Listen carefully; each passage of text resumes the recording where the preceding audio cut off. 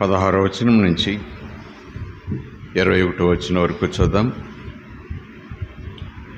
మన ఎడల దేవునికి ఉన్న ప్రేమను మనము ఎరిగిన వారమై దానిని నమ్ముకొని ఉన్నాము. దేవుడు ప్రేమస్వరూపి అయి ఉన్నాడు. ప్రేమ యందు నిలిచి ఉండవాడు దేవుని యందు నిలిచి ఉన్నాడు. దేవుడు వాని యందు నిలిచి ఉన్నాడు. తీర్పు దినమందు మనకు ధైర్యము కలుగునట్లు దీనివలన ప్రేమ మనలో పరిపూర్ణము చేయబడి ఉన్నది.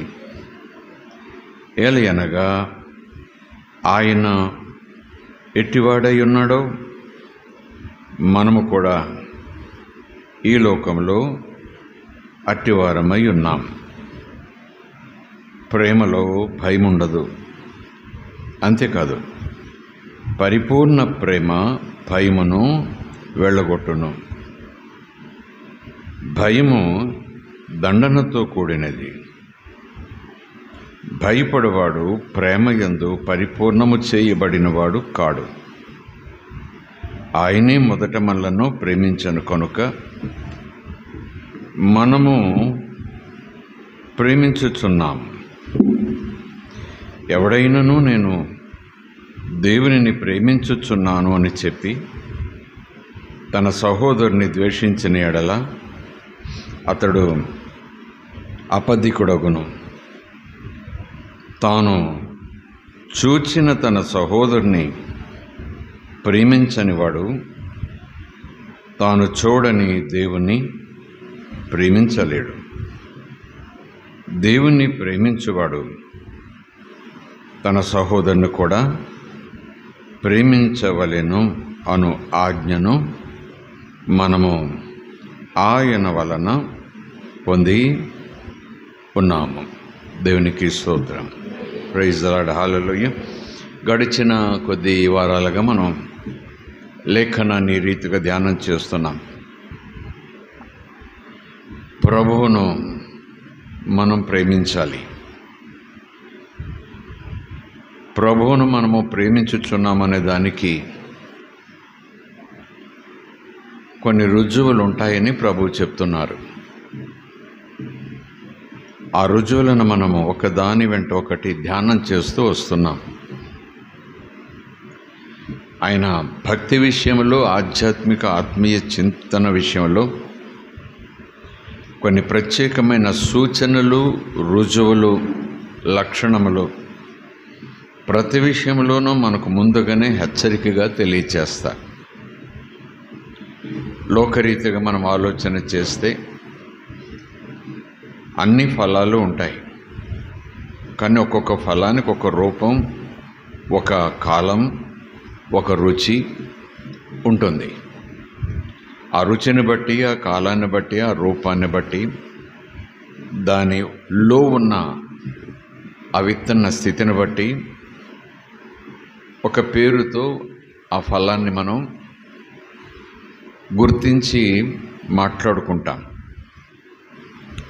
అలాగే దేవుని యొక్క ఆత్మను పొందిన వారు, ఆత్మచేత నడిపించబడేవారు ఆత్మకు సంబంధించిన ఫలములు కూడా కలిగి ఉంటారు, లేదా లోపల కలుగజేయు ఆత్మచేత నింపబడ్డారు కనుక ఆయా సమయాలకు ఆత్మే ఆ ఫలములను మనలో నుంచి బయటికి తీసుకొస్తుంటారు. ఫలం అందరికీ కనిపిస్తుంది. ఫలం అందరికీ కనిపిస్తుంది. అలాగే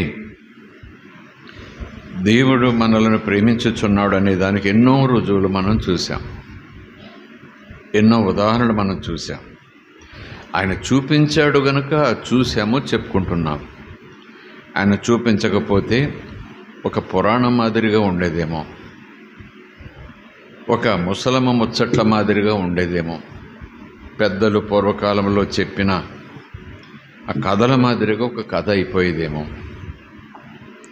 ఆయన తన ప్రేమను ప్రకటించటమే కాదు, తన ప్రేమను ప్రత్యక్షంగా ఒక రూపం ఇచ్చి చూపించటమే కాదు, ఆ ప్రేమకుండే గుణలక్షణాలను మన ముందు ఉంచటమే కాదు, ఆ ప్రేమ శిఖరపు భాగం ఆత్మార్పణ.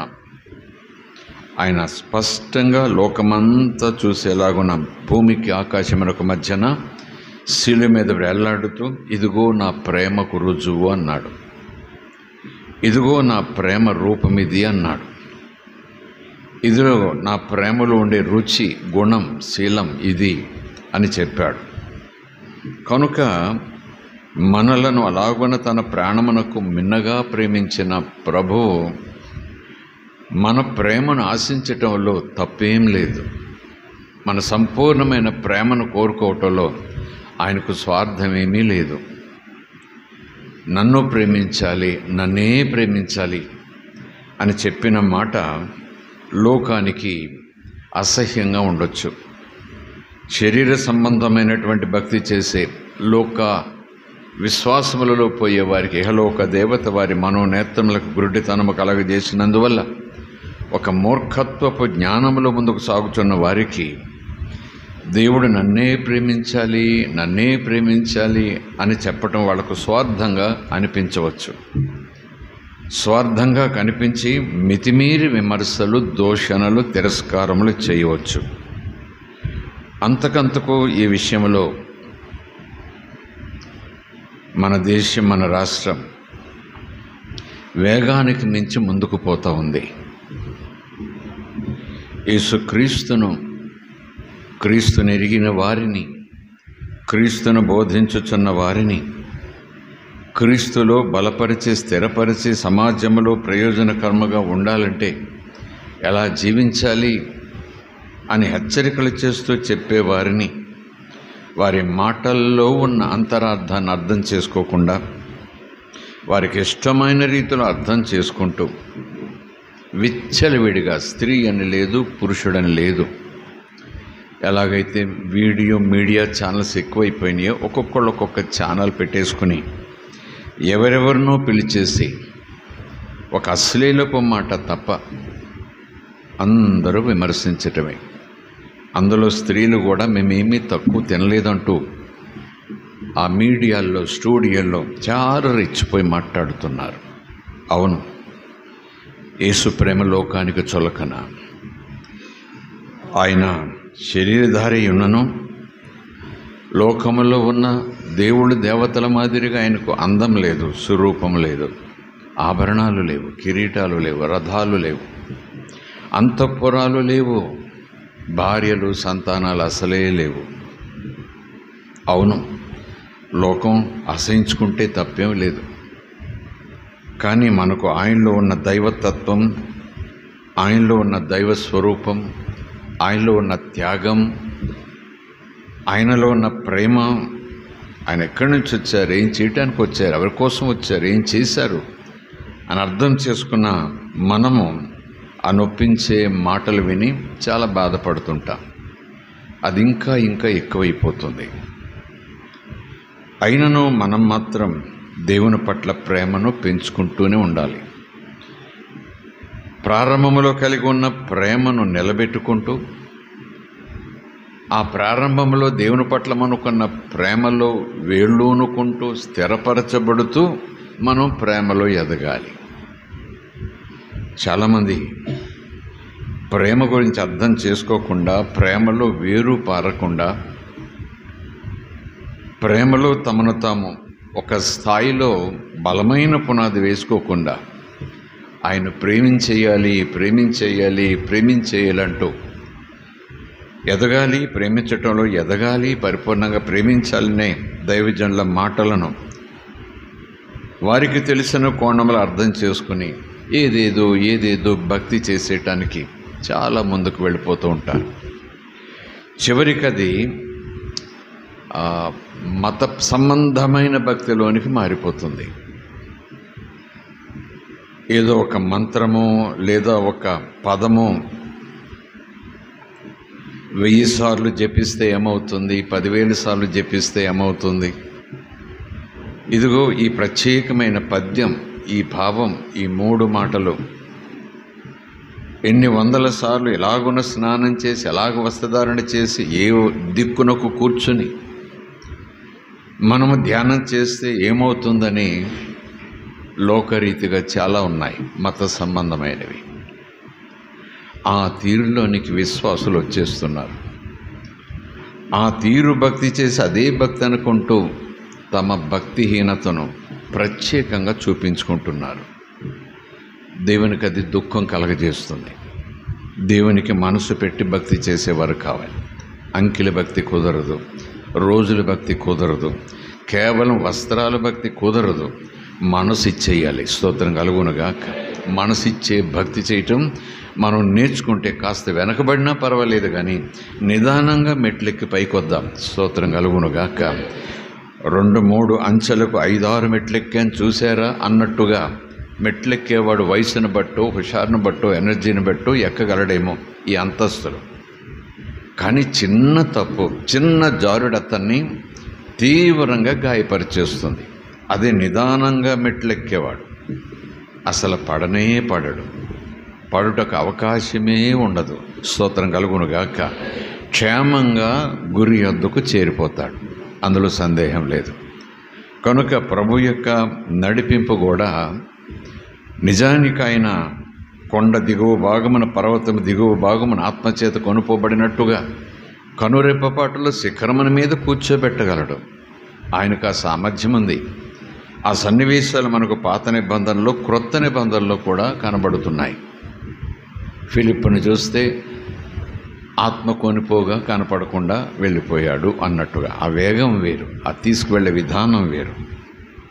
ఎక్కలేని కొండలు కూడా చిన్న అప్పము 2 మార్లు నోటికిచ్చి నీటి బిడ్డలో నీటిని 2 సార్లు తాగించిన తర్వాత ఎంత పెద్ద కొండకేశాడో ప్రవక్త. దేవుడు చేయగలడు.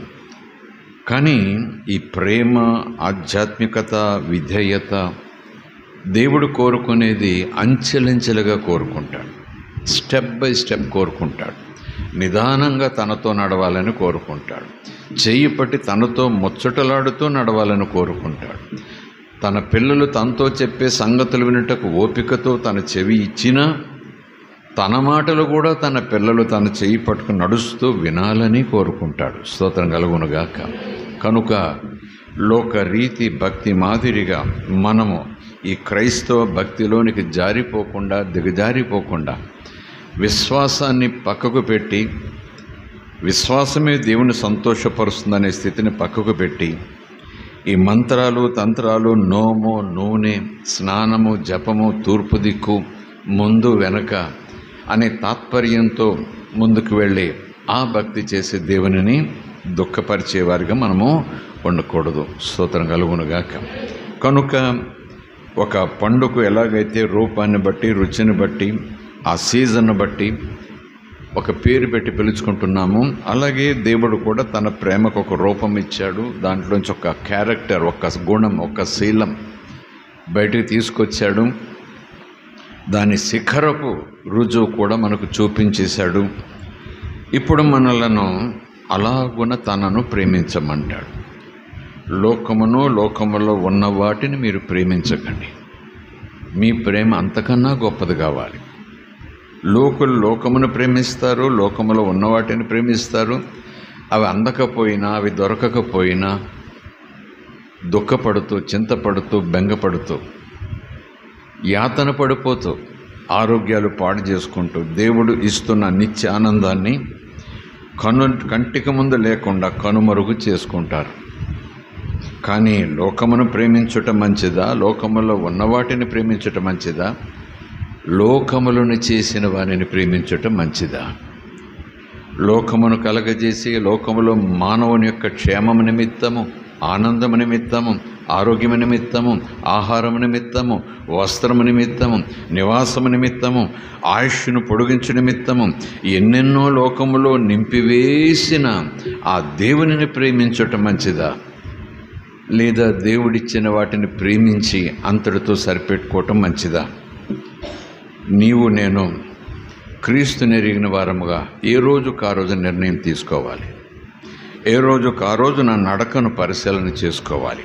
నా పరుగును పరిశీలన చేసుకోవాలి, నా ఆలోచనను పరిశీలన చేసుకోవాలి, నా చింతను పరిశీలన చేసుకోవాలి. ఎందుకోసం దుఃఖపడుతున్నా, ఎవరి కోసం దుఃఖపడుతున్నా, ఏది పొందాలని దుఃఖపడుతున్నా, ఏది నాకు శాశ్వతం, ఏది నాకు శాశ్వతం. ఈ విషయంలో వాక్యం ఏం చెప్తా ఉంది, దేవుడు ఏం చెప్తున్నారు, దేని గురించి ఏడవమంటున్నాడు, దేని గురించి ఏడవద్దంటున్నాడు, దేని గురించి బెంగపడమంటున్నాడు, దేని గురించి బెంగపడొద్దంటున్నాడు, దేని గురించి ధైర్యంగా ఉండమంటున్నాడు, దేని గురించి మీరేం బాధపడాల్సిన పని లేదంటున్నాడు. ఆ ఓపిక, తీరిక, ఆలోచన, ఆ జిజ్ఞాస మనము పొందకపోతే ఎప్పుడు దేవునిలో పసిపిల్లల మాదిరిగానే ఉండిపోతాం.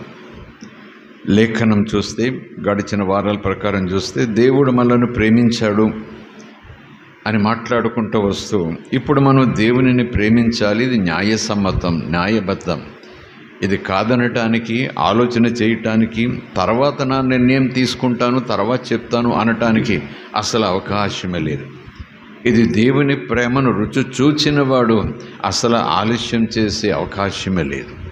ఆలోచన చేసి చెప్తాను అనేది పెద్ద గొప్ప వ్యాపారం నిమిత్తం నిర్ణయం తీసుకునేలాగున పెట్టుబడి పెట్టడానికి ఆలోచన చేసే మాదిరిగా ఆలస్యం లేనే లేదు. దేవుడు ఎలాగైతే నన్ను ప్రేమించాడు, శత్రువునయ్యుండగా నన్ను ప్రేమించాడు, ఆయన దృష్టిలో అసహ్యమైన కార్యములు చేస్తుండగా నన్ను ప్రేమించాడు, మరి నా దృష్టిలో ఆయన మంచివాడు, పరిశుద్ధుడు. కనుక నేను ఆలస్యం చేయకుండా, మరొక ఆలోచన లేకుండా, అనవసరమైన షరతులు దేవుని ముందు పెట్టి, ఇలా చేస్తే అప్పుడు నిన్ను ప్రేమిస్తా, ఇలా చేస్తే అప్పుడు నిన్ను ఆరాధిస్తా, ఇలా చేస్తే అప్పుడు నేను ప్రార్థన చేస్తా, నువ్వు ఇలా చేస్తే అప్పుడు నీ గురించి కొంచెం ఆలోచన చేస్తా, ఇలా చేస్తే అప్పుడు నీ అడుగులాడు వేసుకొస్తా అంటూ దేవుని ఎరిగిన వారు ఆ రీతి తలంపులు, ఆలోచనలు, ప్రార్థన విధానాలుంటే అయ్యయ్యో, వారు ఆధ్యాత్మిక మూర్ఖతలో, పేదరికంలో ఉన్నట్టే లెక్క. దేవునికి స్తోత్రం. ఇక్కడ లేఖనం చదువుకుంటే, మన ఎడల దేవునికి ఉన్న ప్రేమను మనం ఎరిగిన వారమై దానిని నమ్ముకొని ఉన్నాం. దేవునిని ఎరుగుట, దేవునిని నమ్ముకొనుట. అట్ ద సేమ్ టైం దేవుని ప్రేమను ఎరుగుట, దేవుని ప్రేమను నమ్ముకొనుట. దేవునిని ఎరుగుట, దేవునిని నమ్ముకొనుట, దేవుని ప్రేమను ఎరుగుట, దేవుని ప్రేమను నమ్ముకొనుట. దానికి ఆపోజిట్ ఏమనంటే, నేను కూడా దేవునిని ప్రేమించాలి. ఆయన ఏ రీతిగా ప్రేమించాలి అనంటే, నన్ను ఏ రీతిగా ప్రేమించాడో ఆ రీతిగా నేను ప్రేమించగలగాలి అనేది క్రీస్తునెరిగిన, క్రీస్తును కలిగిన, క్రీస్తు కొరకు ఎదురు చూస్తున్న సంఘము యొక్క నిరీక్షణ తాత్పర్యమై ఉండాలి. నిరీక్షణకు నేను నిరీక్షణ కలిగి ఉన్నానంటే అది లైవ్లీగా ఉండాలి. నిరీక్షణ లైవ్లీగా ఉండాలి. ఒక చెట్టు మొలిచిందంటే అందులో లైఫ్ లేకపోతే వడిలి వాడి చచ్చిపోతుంది, పడిపోతుంది. నా ప్రార్థనలో జీవం ఉండాలి, నా ఆరాధనలో జీవం ఉండాలి, నిరీక్షణలో నాకు జీవం ఉండాలి, నా విశ్వాసంలో జీవం ఉండాలి. ఎందుకంటే నేను సేవించుచున్నది, నేను ప్రేమించుచున్నది, నేను ఆరాధించుచున్నది జీవము కలిగిన దేవుణ్ణి. ప్రైజ్ ది లార్డ్, హల్లెలూయా, దేవునామానికి స్తోత్రం. సో ఈరోజు మరొక శ్రేష్టమైన చివరి అంశములలోనికి వస్తున్నాం. చాలా అంశాలు ఉన్నాయి, దాదాపు 9-10 అంశాల దాకా మనం గడిచిన దినాల్లో ధ్యానం చేసుకున్నాం. ఈరోజు దేవునిని ప్రేమను గుర్తు చేసుకుంటూ, ఆయనను కూడా నేను ప్రేమించాలి అనే బాధ్యతను మరొకసారి జ్ఞాపకం చేసుకుంటూ, ఆయన ప్రేమలో ఉండే శ్రేష్టమైన ఔచిత్యాన్ని, ఆయన ప్రేమలో ఉండే ఓ లోతైన ఆత్రతను, ఆకలిని, ఒక బాధ్యతను ఈరోజు మనం జ్ఞాపకం చేసుకుందాం. స్తోత్రం కలుగునుగాక. మీరు మర్చిపోలేదని అనుకుంటున్నాను. ఆయన ప్రేమ శాశ్వతమైనది. ఆయన ప్రేమ ఎల్లప్పుడూ క్షమిస్తుంది. ఆయన ప్రేమ నుంచి మనల్ని ఎవరు కూడా దూరం చేయలేరు. ఎప్పుడు ఆయన ముందు నిలబడినా ఆయన ప్రేమ ఎప్పటికప్పుడు నన్ను ఆ కొడుకుగానే పిలుస్తూ ఉంటుంది. ఆయన ప్రేమ నా దగ్గర నుంచి ఏదేదో లాక్కుని తీసేసుకోదు. ఆయన ప్రేమ ఆయన దగ్గర ఉన్నవన్నీ నాకు ఇచ్చేస్తుంది. అవి కూడా నేను ఏదో చేస్తే, ఏదో ఖర్చు పెడితే వచ్చేవి కాదు, అన్నీ ఉచితముగా బహుమానాలుగా వచ్చేస్తాయి. స్తోత్రం కలుగునుగాక. హల్లెలూయా. సో ఇలాగున గడిచిన సంవత్సరాల్లో దినాల్లో మనం దేవుని ప్రేమలో ఉండే ఆ అద్భుతమైన రంగులను, రుచులను, ఆ విధానాన్ని తెలుసుకొని ఆదరించబడ్డాం, ధైర్యం తెచ్చుకున్నాం, ప్రోత్సహించబడ్డాం, రివైవ్ అయ్యాం, రిస్టోర్ చేయబడ్డాం. మళ్ళా ప్రభుతో పాటు పరుగులు పెట్టడానికి మన ఆధ్యాత్మిక జీవితాన్ని ఆ దినములలో వాక్యాన్ని ధ్యానం చేస్తూ పునరంకితం చేసుకున్నాం, పునఃసమర్పణ చేసుకున్నాం. మరలా మన జీవితాలను ధ్యానించిన ప్రతిసారి కూడా దేవునికి అర్పించుకుంటూ వస్తున్నాం. స్తోత్రం కలుగునుగాక. సో ఈరోజు మీకు తెలిసిన మాట, నాకు తెలిసిన మాట, సంఘానికి తెలిసిన మాట, ఈ ప్రేమ విషయంలో మరొకసారి జ్ఞాపకం చేసుకుంటున్నాం. ఆయన ప్రేమలో ఉండే శ్రేష్టమైన బలమైన బాధ్యతతో కూడిన ఒక విషయం ఏంటంటే తన పిల్లలను దారి తప్పనివ్వడు, తన పిల్లలను చెడు చెయ్యనివ్వడు, తన పిల్లలకు జ్ఞానం ఇచ్చి చెడును అసహించుకునే ఆ మనస్తత్వాన్ని పెంచుకుంటూ వస్తాడు. అవసరమైతే గద్దిస్తాడు, అవసరమైతే బుద్ధి చెబుతాడు, అవసరమైతే తానే లైన్లోకి వచ్చేస్తాడు. స్తోత్రం. హల్లెలూయా. దానికి సంబంధించిన లేఖనాలు మరొకసారి జ్ఞాపకం చేసుకోవటానికి మనం ప్రయత్నించేద్దాం. మొదటి లేఖనం సీక్వెన్స్లో చదువుకుని ఆలోచన చేయటానికి మరలా జ్ఞాపకం చేసుకోవటానికి మనం ప్రయత్నించేద్దాం. ద్వితీయోపదేశకాండం 8వ అధ్యాయం 1వ వచనం నుంచి 5వ వచనాల వరకు చూద్దాం. 5వ వచనం మీద దృష్టి పెట్టి ఆ తర్వాత సామెతల గ్రంథంలోకి వెళ్ళిపోదాం. సామెతలు అనే పుస్తకంలోకి వెళ్ళిపోదాం.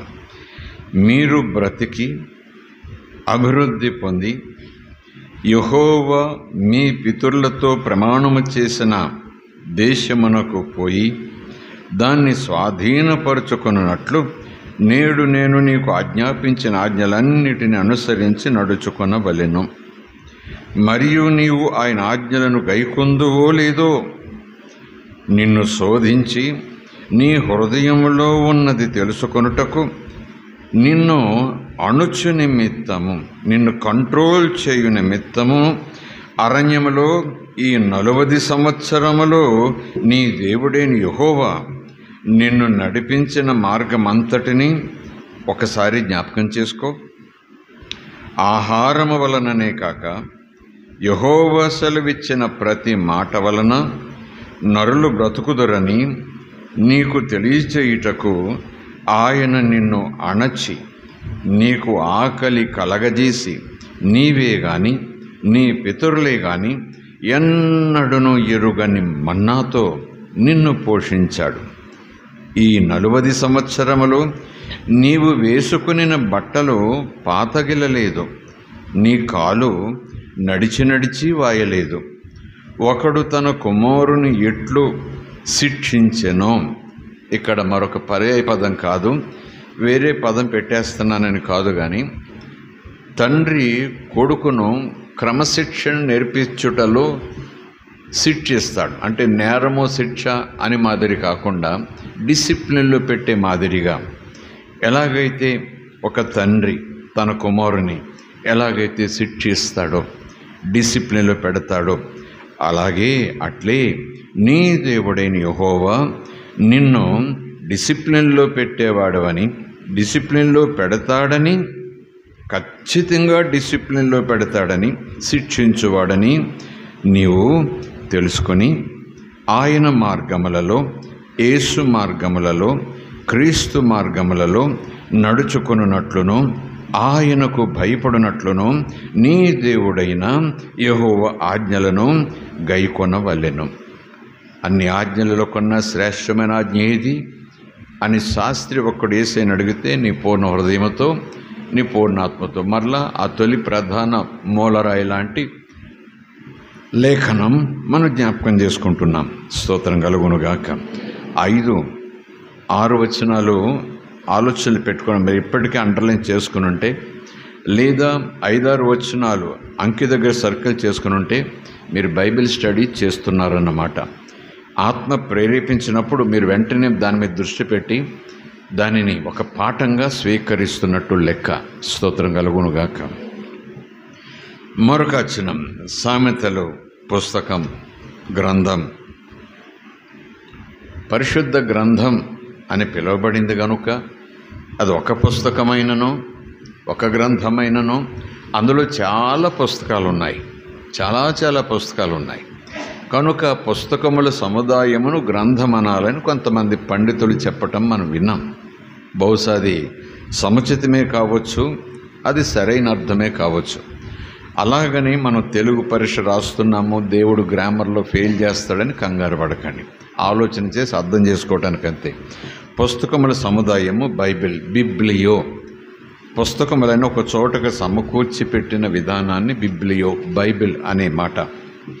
సో బైబిల్ను గ్రంథము అన్నాం కనుక ఆ గ్రంథము లోపల ఉన్న వాటిని గ్రంథం అనకుండా మనం పుస్తకము అని అనటం మంచిది అని కొంతమంది చెప్పటం మనం విన్నాం. సరే, మీ ఇష్టం. సామెతల పుస్తకం చాలా కష్టం కదా. 3వ అధ్యాయం. కీర్తనలు 150 ఉంటాయి, ఆ తర్వాత సామెతలు. 3వ అధ్యాయం.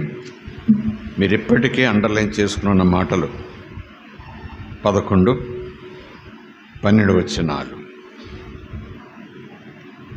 నా కుమారుడా, యెహోవా శిక్షను, ద్వితీయోపదేశకాండం ఆలోచన చేసుకోండి. యెహోవా శిక్షను, దేవుని యొక్క క్రమశిక్షణను తృణీకరించొద్దు, నీవు తిరస్కరించవద్దు, ఆయన గద్దింపునకు విసుక్కోవద్దు.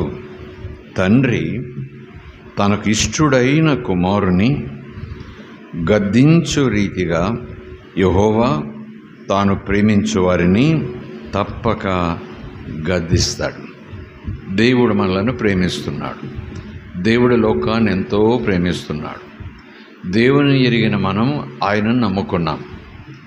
దేవుడు ప్రేమిస్తున్నాడు, ప్రేమస్వరూపై ఉన్నాడని ఎరిగి ఆయన ప్రేమను నమ్ముకున్నాం, తెలుసుకున్నాం, ప్రేమను నమ్ముకున్నాం. ఆయన ప్రేమలో ఉండే ఒక ప్రత్యేకమైన గుణం, ఆయన ప్రేమలో ఉండే ప్రత్యేకమైన ఒక లక్షణం ఏంటంటే ఆయన క్రమము తప్పనివ్వడు.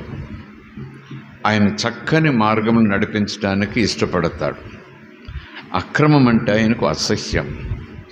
చివరికి ఏమో అది పరదైసా, పరలోకమా, మూడవ ఆకాశమా, మధ్యాకాశమా అలా ఉండనివ్వండి.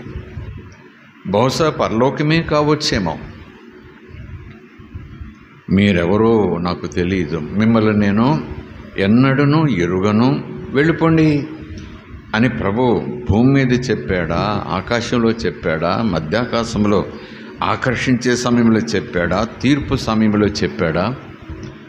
అలా ఉండనివ్వండి ఆ ఆలోచనలను. కానీ అన్నాడు మత్తయి సువార్త 7వ అధ్యాయంలో వచనముల సముదాయాన్ని మనం చూస్తే, ప్రభువా ప్రభువా అని పిలిచే ప్రతివారు పరలోక రాజ్యము చేరరు. ఇహలోక రాజ్యం వేరు, పరలోక రాజ్యం వేరు. పరలోక రాజ్యం చేరరు. ఎందుకంటే ఆ రాజ్యం ఎవరు పడితే వాళ్ళు వచ్చేసేది కాదు. ఆ రాజ్యానికి ఒక రాజు ఉన్నాడు. రాజు కేవలం పరిపాలిస్తాను, ఇది నా రాజ్యం అని ఊరికనే కూర్చోడు. ఆయన పరిపాలించుటకు ఒక రాజ్యాంగం ఉంది. స్తోత్రం కలుగునుగాక. ఆ రాజ్యాంగాన్ని ఆయన తన జ్ఞానంతోనే, తనది కనుక రాజ్యం, తాను పరిపాలించే రాజు కనుక తన ఇష్టాన్ని, ఒక క్రమాన్ని ఆ రాజ్యంలో చూడాలని ఆశిస్తూ అలాగునే ఉంచాడు. కనుక ఇహలోక రాజ్యంలోకి వెళ్ళటానికి ఆ రాజులు, ఆ రాజ్యాంగాలు అనుమతిస్తేనే మనం వెళ్ళగలం. ఈ దేశాలు వేషాలంటూ ఆ వీసా ఇచ్చేటప్పుడు ఎన్నెన్నో షరతులు ఉంటాయి. ఆ షరతులన్నిటికీ ఒప్పుకుంటున్నానంటూ సంతకం పెట్టి మరీ వీసా తీసుకుంటాం మనం. కానీ రాజ్యం వెళ్ళిన తర్వాత మన ఇష్టానుసారంగా జీవిస్తే వెంటనే చెరసాల్లో వేసేస్తారు, లేదా దేశం విడిచిపోమ్మని ఆజ్ఞాపిస్తారు. ఈ లోకపు రాజ్యాలకే, మనుషులు పరిపాలించే రాజ్యాలకే పాపములు బట్టి పాపములు పెరిగి పాపము చేస్తూ పాపులుగా ముందుకు సాగిపోతూ మేమే నీతిమంతులం అనుకుంటూ మిగిలిన వాళ్ళందరూ కూడా నీతిమంతులం అనుకుంటూ రెచ్చిపోయి పెచ్చిపోయి పరిపాలిస్తున్నాం. ఈ దేశపు రాజులు, పరిపాలకులు అలాగున ఒక చట్టమంటూ, రాజ్యమంటూ, రాజ్యాంగం అంటూ సమాజాన్ని, ప్రజలను నువ్వు రావచ్చు, నువ్వు రాకూడదు, నీకు అనుమతి లేదు అని చెప్పి దూరం పెడుతున్నారే, అక్రమంగా వెళితే చెరసాల్లో పెడుతున్నారే, ఇంకా అక్రమం చేస్తే ఉరికంబం ఎక్కించేస్తున్నారే. మరి ఆ రాజు రక్షకుడు యేసు పరిశుద్ధుడు, పరలోక రాజ్యమును పరిపాలించే మహాదేవుడు, ఆయనకు ఒక రాజ్యం ఉండదా? ఆయనకు ఒక రాజ్యాంగం ఉండదా? రాజ్యాంగం అంటే నియమములు, నిబంధనలు తప్పక ఉంటాయి. నియమ నిబంధనలు అంటూ పెద్దగా లిస్టు పెట్టను, కానీ క్రమము అక్రమము, స్తోత్రం కలుగునుగాక, నీతి అవినీతి, ఇంకోలా చెప్పాలంటే పరిశుద్ధత అపరిశుద్ధత, స్తోత్రం. ఇదే ఆయన రాజ్యాంగం, ఇదే ఆయన చట్టం, ఇదే ఆయన నీతి. ఆయన పేరు చెప్పుకుని వచ్చేసారు ఎక్కడికో ఒక చోటుకి. అక్కడ యేసు కూడా ఉన్నట్టుగా ఆ లేఖనం మనకు అనిపిస్తూ ఉంది. ఆయన పేరు చెప్పుకుని వచ్చేసారు. ఆయన పేరు చెప్పుకుని ఎన్నో చేసేసారు, ఏమేమో చేసేసారు. ఆశ్చర్యకార్యాలు, అద్భుత కార్యాలు, అందరినీ ఆకర్షింపచేసే కార్యాలు. అయినా యేసు ప్రభు ఏంటో నిష్కర్షగా ఒక మాట వాళ్ళ ముఖం మీద కొట్టినట్టు చెప్పాడు. ఏమని? అక్రమము చేయువాళ్ళారా, నా యొద్ద నుండి వెళ్ళిపోండి. ఎందుకంటే అక్రమం చేసేవారికి దేవుని రాజ్యం సూటబుల్ కాదు. It's not at all suitable అన్నట్టే కదా. సో ఎందుకు ఈ మాట చెప్తున్నానంటే, ఆయన క్రమమును కోరుకునేవాడు తన సృష్టిలో ప్రధానమైన శ్రేష్టమైన తన రూపం, తన పోలిక కలిగిన మానవాళిని, మానవ జాతిని మరలా తన మహిమలోనికి, తన రాజ్యంలోనికి తీసుకుని ఏదైనా తోటను, సర్వసృష్టిని పరిపాలించటానికి ఆదామవ్వలకు ఏ ప్రణాళికతో, ఏ గొప్ప ఉద్దేశంతో అన్నీ అప్పచెప్పాడో తాళపు చెవి చేతిలో పెట్టినట్టుగా వాటిని వాళ్ళు పోగొట్టుకున్నారు. ఒక తుచ్చమైన ఒక ఆశకు, దురాశకు, దేవుని ఆజ్ఞను అతిక్రమించిన దానిని బట్టి ఆ పరిపాలన అధికారాన్ని పోగొట్టుకున్నారు. దేవునితో సహవాసం చేసే అధికారాన్ని పోగొట్టుకున్నారు. కానీ ప్రభు అలాగున ఉంచేసేయకుండా ఆది కాండంలోనే, ఆ ఏదెను తోటలోనే ఈ కడవరి కాలపు యుగాంతపు ప్రణాళిక, రక్షణ ప్రణాళికను ప్రకటించేశాడు లేఖనాల్లో. అలాగుననే యేసు వచ్చారు కాదు, దేవుడే వచ్చాడు. దేవుడు వచ్చాడు, మానవ పాపం నిమిత్తం తానే పరిహారం చెల్లించాడు, పాపమునకు ప్రాయశ్చిత్తం చేశాడు, పరిశుద్ధులుగా తీర్చాడు. మరలా ఏదైనా తోటలో ఆదామవ్వలు ఎలాగైతే తండ్రితో సహవాసం చేస్తూ సంతోషంగా ఉండేవారో, తిరిగి ఆ అధికారాన్ని, ఆ అనుభవాన్ని, ఆ యోగ్యతను, ఆనందాన్ని పునరుద్ధరించాడు. అంటే పోస్ట్లోంచి సస్పెండ్ చేసేశారు, మళ్ళీ కొంతకాలం అయిన తర్వాత మళ్ళీ అదే పోస్ట్ ఇచ్చారు అన్నట్టు. మళ్ళా సేమ్ డిమోట్ చేయలేదు, మళ్ళీ సేమ్ ప్లేస్ యేసుప్రభు మనకు సంపాదించి పెట్టాడు. స్తోత్రం కలుగునుగాక. ఇప్పుడు ఆ క్రమశిక్షణ కలిగి మనం భూమి మీద జీవించి క్రమమును కోరి దైవ సన్నిధిలోనికి వెళ్ళబోతున్నాం. కనుక మనం నిద్రించిన తర్వాత లేదా శరీరాన్ని విడిచిపెట్టిన తర్వాత మట్టి అయ్యున్నది మట్టిలోనికి పోయి ఆత్మ దేవుని దగ్గరికి వెళ్ళిన తర్వాత అక్కడ ఇంకేం క్రమశిక్షణ, ఇంకేం బోధలు ఉంటాయి, ఇంకేం ప్రార్థనలు ఉంటాయి? ఆరాధనే ఆరాధన. స్తోత్రం కలుగునుగాక. దేవునమానికి స్తోత్రం.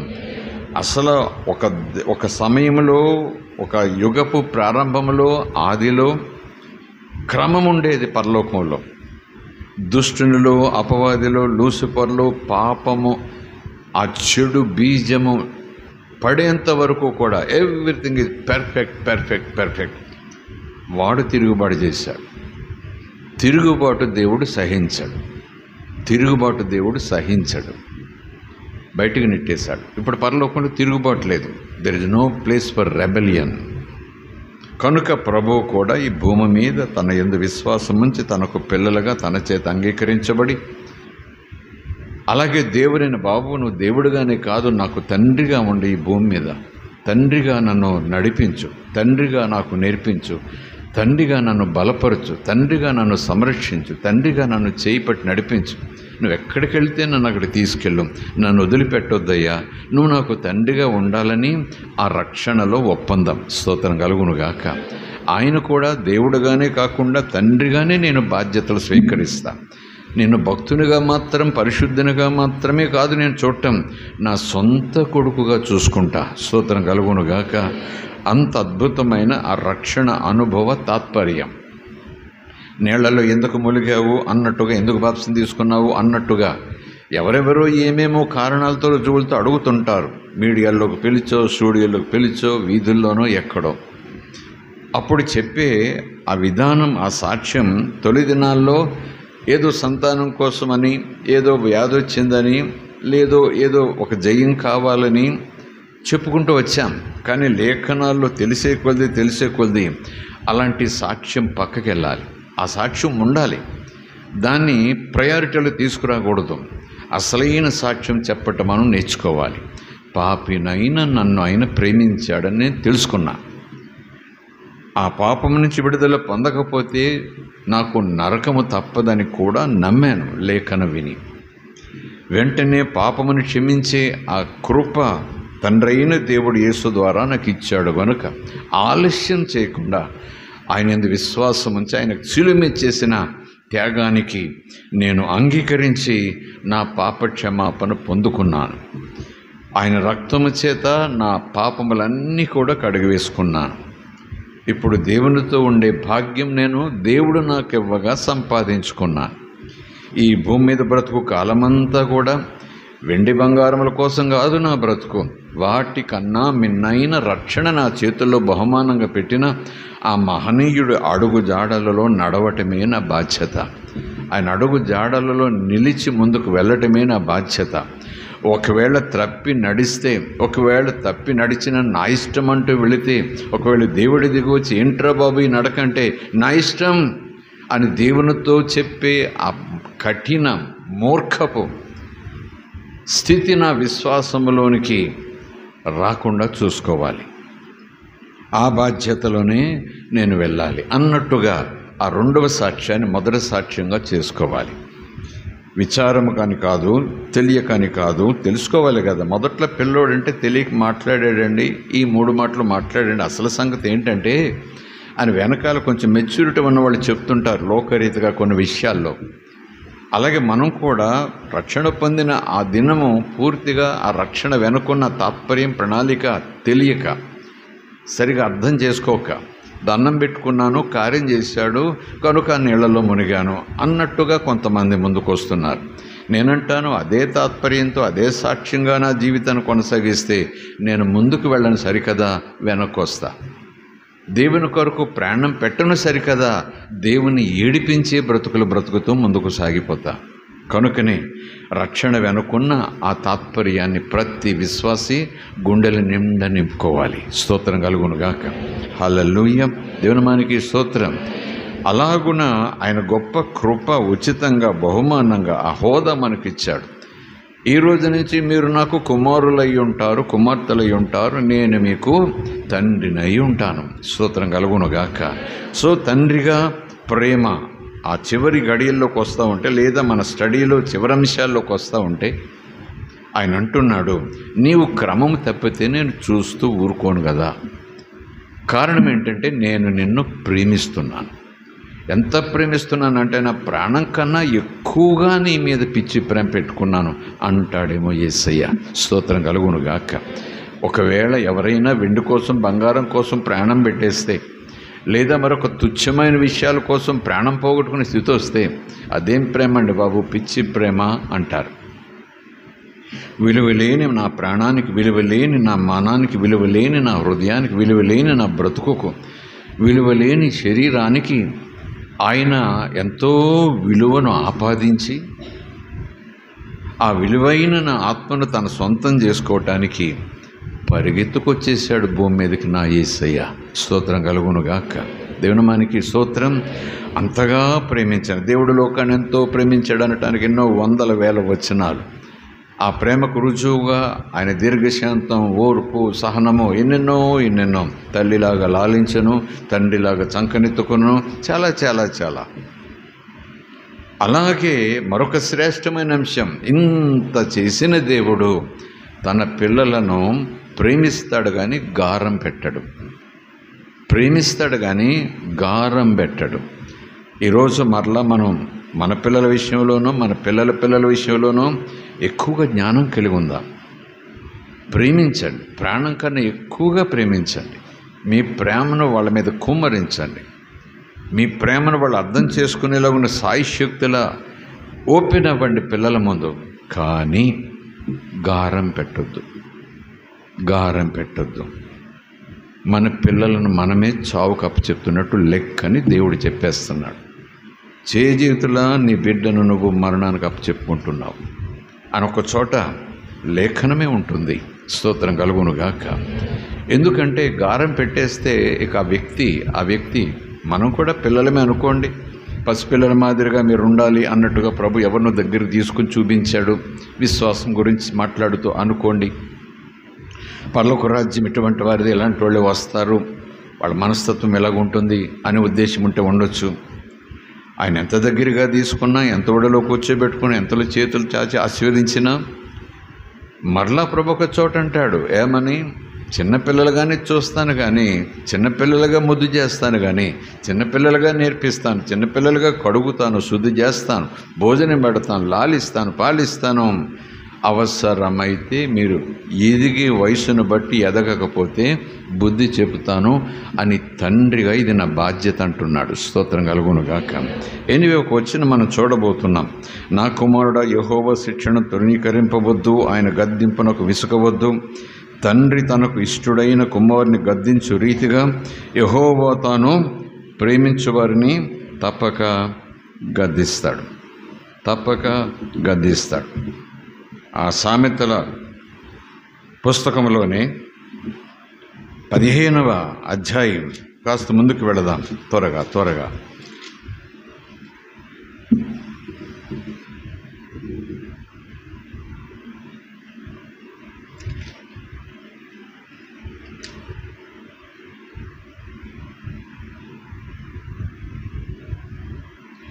పదవ వచనం చూడండి, లేదా 8 నుంచి చూద్దాం. తీసారా? సామెతల పుస్తకం గ్రంథం 15వ అధ్యాయం 8 నుంచి చూద్దాం. 10వ వచనం మీద మనం దృష్టి పెడదాం. భక్తిహీనులు అర్పించు బలులు యెహోవాకు హేయములు. భక్తిహీనత అంటే పాపమును కలిగి, అవిధేయతను కలిగి, అక్రమాన్ని కలిగి బలులు ఇవ్వటంలో అందివేసిన చెయ్యి మాదిరిగా, అది భక్తిహీనతకు గుర్తు. వాళ్ళు అర్పించే బలులు యెహోవాకు హేయము. వెండి కావచ్చు, బంగారం కావచ్చు. యథార్థవంతుల ప్రార్థన ఆయనకు ఆనందకరం, సుంకరి ప్రార్థన అన్నట్టుగా. భక్తిహీనుల మార్గము యెహోవాకు హేయము. నీతిని అనుసరించు వానిని ఆయన ప్రేమించును. నీతిని అనుసరించామని ఆయన మనల్ని ప్రేమించాడా? ఈ మాట అబద్ధమా? కానే కాదు. నీతిని అనుసరించి నడవమని ధర్మశాస్త్రాన్ని ముందు పెట్టాడని అనుకుంటే ఆ ధర్మశాస్త్రము వాళ్లను నీతిలో నడిపించలేకపోయింది, నీతిమంతులుగా తీర్చలేకపోయింది, పరిశుద్ధులుగా చెయ్యలేకపోయింది, దేవుని సన్నిధిలో నిలిచే భాగ్యం ఇవ్వలేకపోయింది. కనుకనే ధర్మశాస్త్రమును మించిన నూతన నిబంధన ప్రభువు నీతిని అనుసరించుచున్నాము గనుక మనలను దేవుడు ప్రేమించి యేసును పంపలేదు. దేవుడు మనను ప్రేమించి యేసు ద్వారా మన చేయి పట్టుకుని మన అంగీకారంతో మనం చేయి పట్టుకుని ఈ భూమి మీద బ్రతుకు కాలం అంతా కూడా నీతిని అనుసరించేవారిగా మనము వెళతా ఉంటే ఆయన ప్రేమ మన వెన్నంటే వస్తుంది. ఆయన మనల్ని ప్రేమించే కొలది మనము నీతిని అనుసరించేవారముగా. నీతి అంటే అమెరికాకు ఒక నీతి, రాజ్యాంగము, ఒక్కొక్క దేశానికి ఒక నీతి. కానీ దేవుని నీతి ఏమని చెప్పాలి? ఎన్నున్నాయి ఇందులో నీతి మార్గాలంటే ఒకటే, యేసు. నీతి అంటేనే యేసు, పరిశుద్ధత అంటేనే యేసు, సత్యం అంటేనే యేసు, ప్రేమ అంటేనే యేసు, పవిత్రత అంటేనే యేసు, వెలుగు అంటేనే యేసు, నీతి అంటేనే యేసు. యేసును అనుసరించి నడవాలి. స్తోత్రం కలుగునుగాక. దేవునికి స్తోత్రం. సో భక్తిహీనుల మార్గం యెహోవాకు హేయము. నీతిని అనుసరించు వానిని ఆయన ప్రేమించును. మార్గము విడిచిన వానికి కఠిన శిక్ష కలుగును. సో ఇది 2వ పదం చూడండి, రిబ్యూక్. గద్దింపు, హెచ్చరించటం. గద్దింపును ద్వేషించువారు మరణంలోకి వెళ్ళిపోతారు. గద్దింపును అసహించుకునేవారు మరణపు ఛాయలకు వెళ్ళిపోతున్నట్టు లెక్కని ఈ జ్ఞాని చెప్తున్నారు. అందుకే ఒక చోట ప్రభు ఈ మాదిరిగా మనతో చెప్పారు. ఇక్కడే చదివాం 11వ వచనం. యెహోవా శిక్షను తృణీకరించవద్దు, ఆయన గద్దింపునకు విసుకుకోవద్దు. బాల్య దినముల యందే నీ కుమారునికి భయభక్తులు నేర్పించి తీరాల్సిందే. అవసరమైతే బెత్తమును ఉపయోగించు, కానీ కుమారుడు చావాలని కాదు, బుద్ధి తెచ్చుకోవాలని. స్తోత్రం కలుగునుగాక. ఈ నీతి సూత్రాలు మనం పాటించకపోతే చేజేతుల మన పిల్లలను మనం చీకటికి అప్పచెప్తున్నట్టు లెక్క. మరొకసారి 2 చేతులు జోడించి ప్రభుకు నమస్కారం చేస్తూ, నాకు దేవుడు మన భుజాల మీద ఒక బాధ్యత పెట్టాడు. ఆ బాధ్యత ముందైన తీసుకున్నాడు. నేను కూడా అక్రమాన్ని చూస్తూ ఊరుకొని నా పిల్లలు అయిన తర్వాత నేను ద్వేషించేవారు నేను క్రమపరచలేను, ఎందుకంటే వాళ్ళ మాట వినని రాతి హృదయం వాళ్ళది. కానీ నా పిల్లలుగా ఎప్పుడైతే మీరు అయ్యారో, ఎప్పుడైతే మిమ్మల్ని నా పిల్లలుగా చేసుకున్నానో, చేసుకోవడానికి ముందు మీకు మాంసపు గుండె పెట్టాను. ఇంతకుముందు అవిధేయత అనే గుండె, రాతి గుండె, లెక్క చేసేవారు కాదు మీరు ఎవరి మాటను కూడా, విచ్చలవిడిగా జీవించేవారు. ఇప్పుడు మీ హృదయం ఆ రాతి గుండె తీసేశాను, మాంసపు గుండె, నూతన హృదయం మీకు ఇచ్చాను, సున్నితమైన హృదయం మీకు ఇచ్చాను. అంటే నా స్వరమును వినగలిగిన ఆ హృదయం మీకు ఇచ్చాను. కనుక హృదయం ఇచ్చిన వాడను మీతో మాట్లాడకుండా ఉండను. ఎందుకంటే నేను మీకు ఇచ్చిన హృదయం, ఆ క్రొత్త హృదయం, దేవునికి స్తోత్రం కలుగునుగాక, అది మాట వినే హృదయం. స్తోత్రం కలుగునుగాక. అది మాటకు స్పందించే హృదయం. కనుక ఒకవేళ మీరు తెలిసి తెలియకన్నట్టుగాన లేదా మరొక రీతిలోనో కారణములు ఏమైతేనే క్రమము తప్పుతుంటే, మీరు క్రమంలో వెళుతూ ఉంటే గద్దింపు చేయాల్సిన పని నాకేముంది? మీరు క్రమశిక్షణ కలిగి ముందుకు వెళుతూ ఉంటే హోంకరించాల్సిన పని నాకేముంది? నేను దేవుడుగా గద్దరిస్తాను. మీరు సరిగా వెళ్ళినా సరే కేకలేస్తూ ఉంటాను, మీరు చక్కగా వెళ్ళినా సరే కర్రతో కొడుతుంటాను. నో, నా దేవుడు జ్ఞానవంతుడు.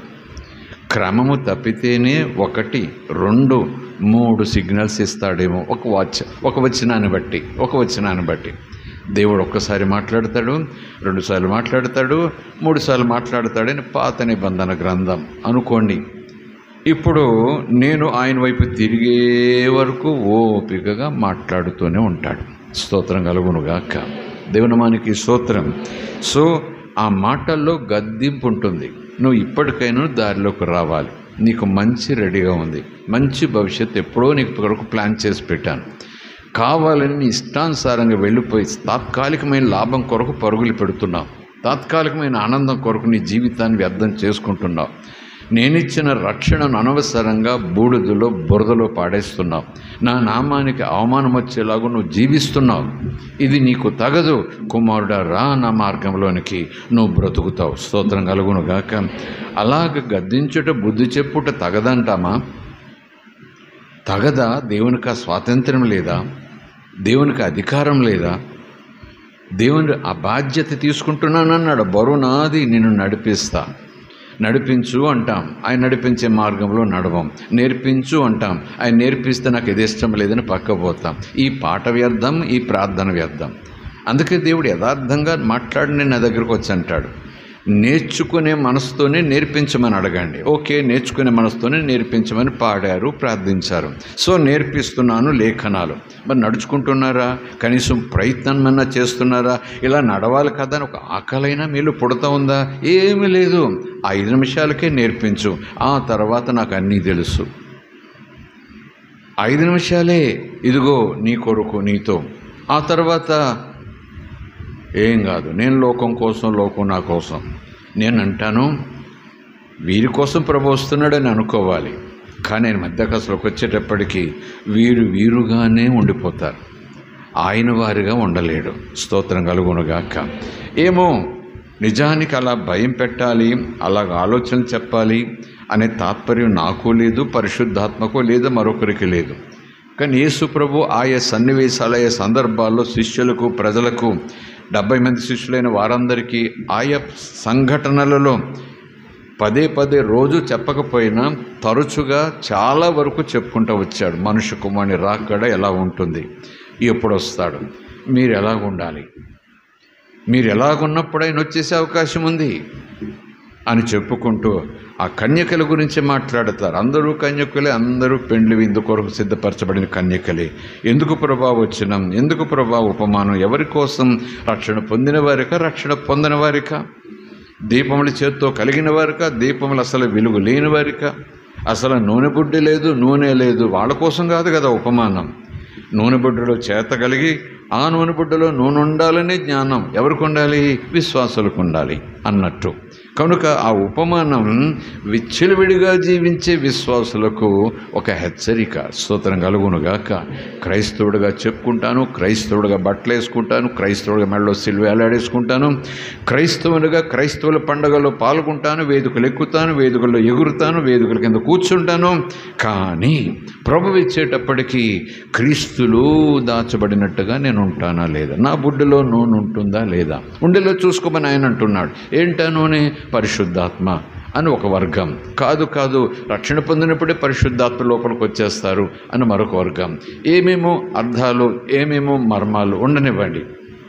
కానీ పెండ్లి కుమారుడు వచ్చేసాడు, బోర్దంతో వచ్చేసాడు, అందరూ మా గనగా నిద్రపోతున్నారు, అందరూ విశ్వాసులే, అందరూ కన్యకలే. కానీ ఒక చటాలని మెలకులోకి వచ్చారు, స్వపరీక్ష చేసుకున్నారు, కాగడాలు ఏర్పాటు చూసుకున్నారు, నూనె బుడ్డలో నూనె ఉంది కాబట్టి వాటిని పోసుకొని మండించుకొని ప్రభు ఆ పెండ్లి కుమారుడికి ఎదురయ్యారు. పెండ్లి కుమారుడితో పాటు ఆ గొప్ప లోకంలోనికి లేదా భవనంలోనికి వెళ్ళిపోయారు, పెండ్లి విందులోకి వెళ్ళిపోయారు.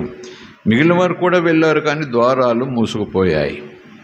వెళుతుండగా వాళ్ళు అడిగారు ప్రక్కవారిని, మీ నూనె కొంచెం మాకు ఇవ్వరా అని. ప్రార్థనా సహాయం కోరటానికి ఒక సమయం ఉంటుంది. కాగడాలన్నీ ఆరిపేసుకున్న తర్వాత ప్రార్థన సహాయం ఒక్కొక్కసారి పనికి రాదేమో. మరలా ఆగిపోయిన కాగడ మరొకరి ప్రార్థన ద్వారా మండదండి. ముందు ఆ వ్యక్తి మండించే ప్రభు దగ్గరికి వెళ్ళి పశ్చాత్తాపడితే ఆ కాగడాను మండించేలాగును తయారు చేస్తాడు. అప్పుడు పక్కవారి ప్రార్థన ఈ కాగడాను మండేలాగా సహాయం చేస్తుంది. స్తోత్రం కలుగునుగాక. నేను పాపములో ఉంటాను, పక్కోళ్ళని ప్రార్థన చేయమంటాను, నా జీవితం అంతా అవిధేయత పెట్టుకుంటాను, 33తో ప్రార్థన చేయించుకుంటూ ఉంటాను, జూముల్లోకి వెళ్ళి కూడా ప్రార్థన చేస్తాను. నా బ్రతుకు వాళ్ళకి తెలియదు, నా ప్రవర్తన వాళ్ళకి తెలియదు, నా ఇంట్లో జీవితం తెలియదు, సంఘంలో జీవితం తెలియదు, సమాజంలో జీవితం నాకు తెలియదు. అందరితో పాటు లైన్లోకి వచ్చేస్తా, ప్రార్థన చేయండి సార్ అంట, ఇదిగో నా సమస్య అంట. అందరూ కన్నీటితో ప్రార్థన చేస్తారు. నేను నా బ్రతుకును మార్చుకొని ఇక్కడ ఏం తెలుసు వాళ్ళకి సీన్లో?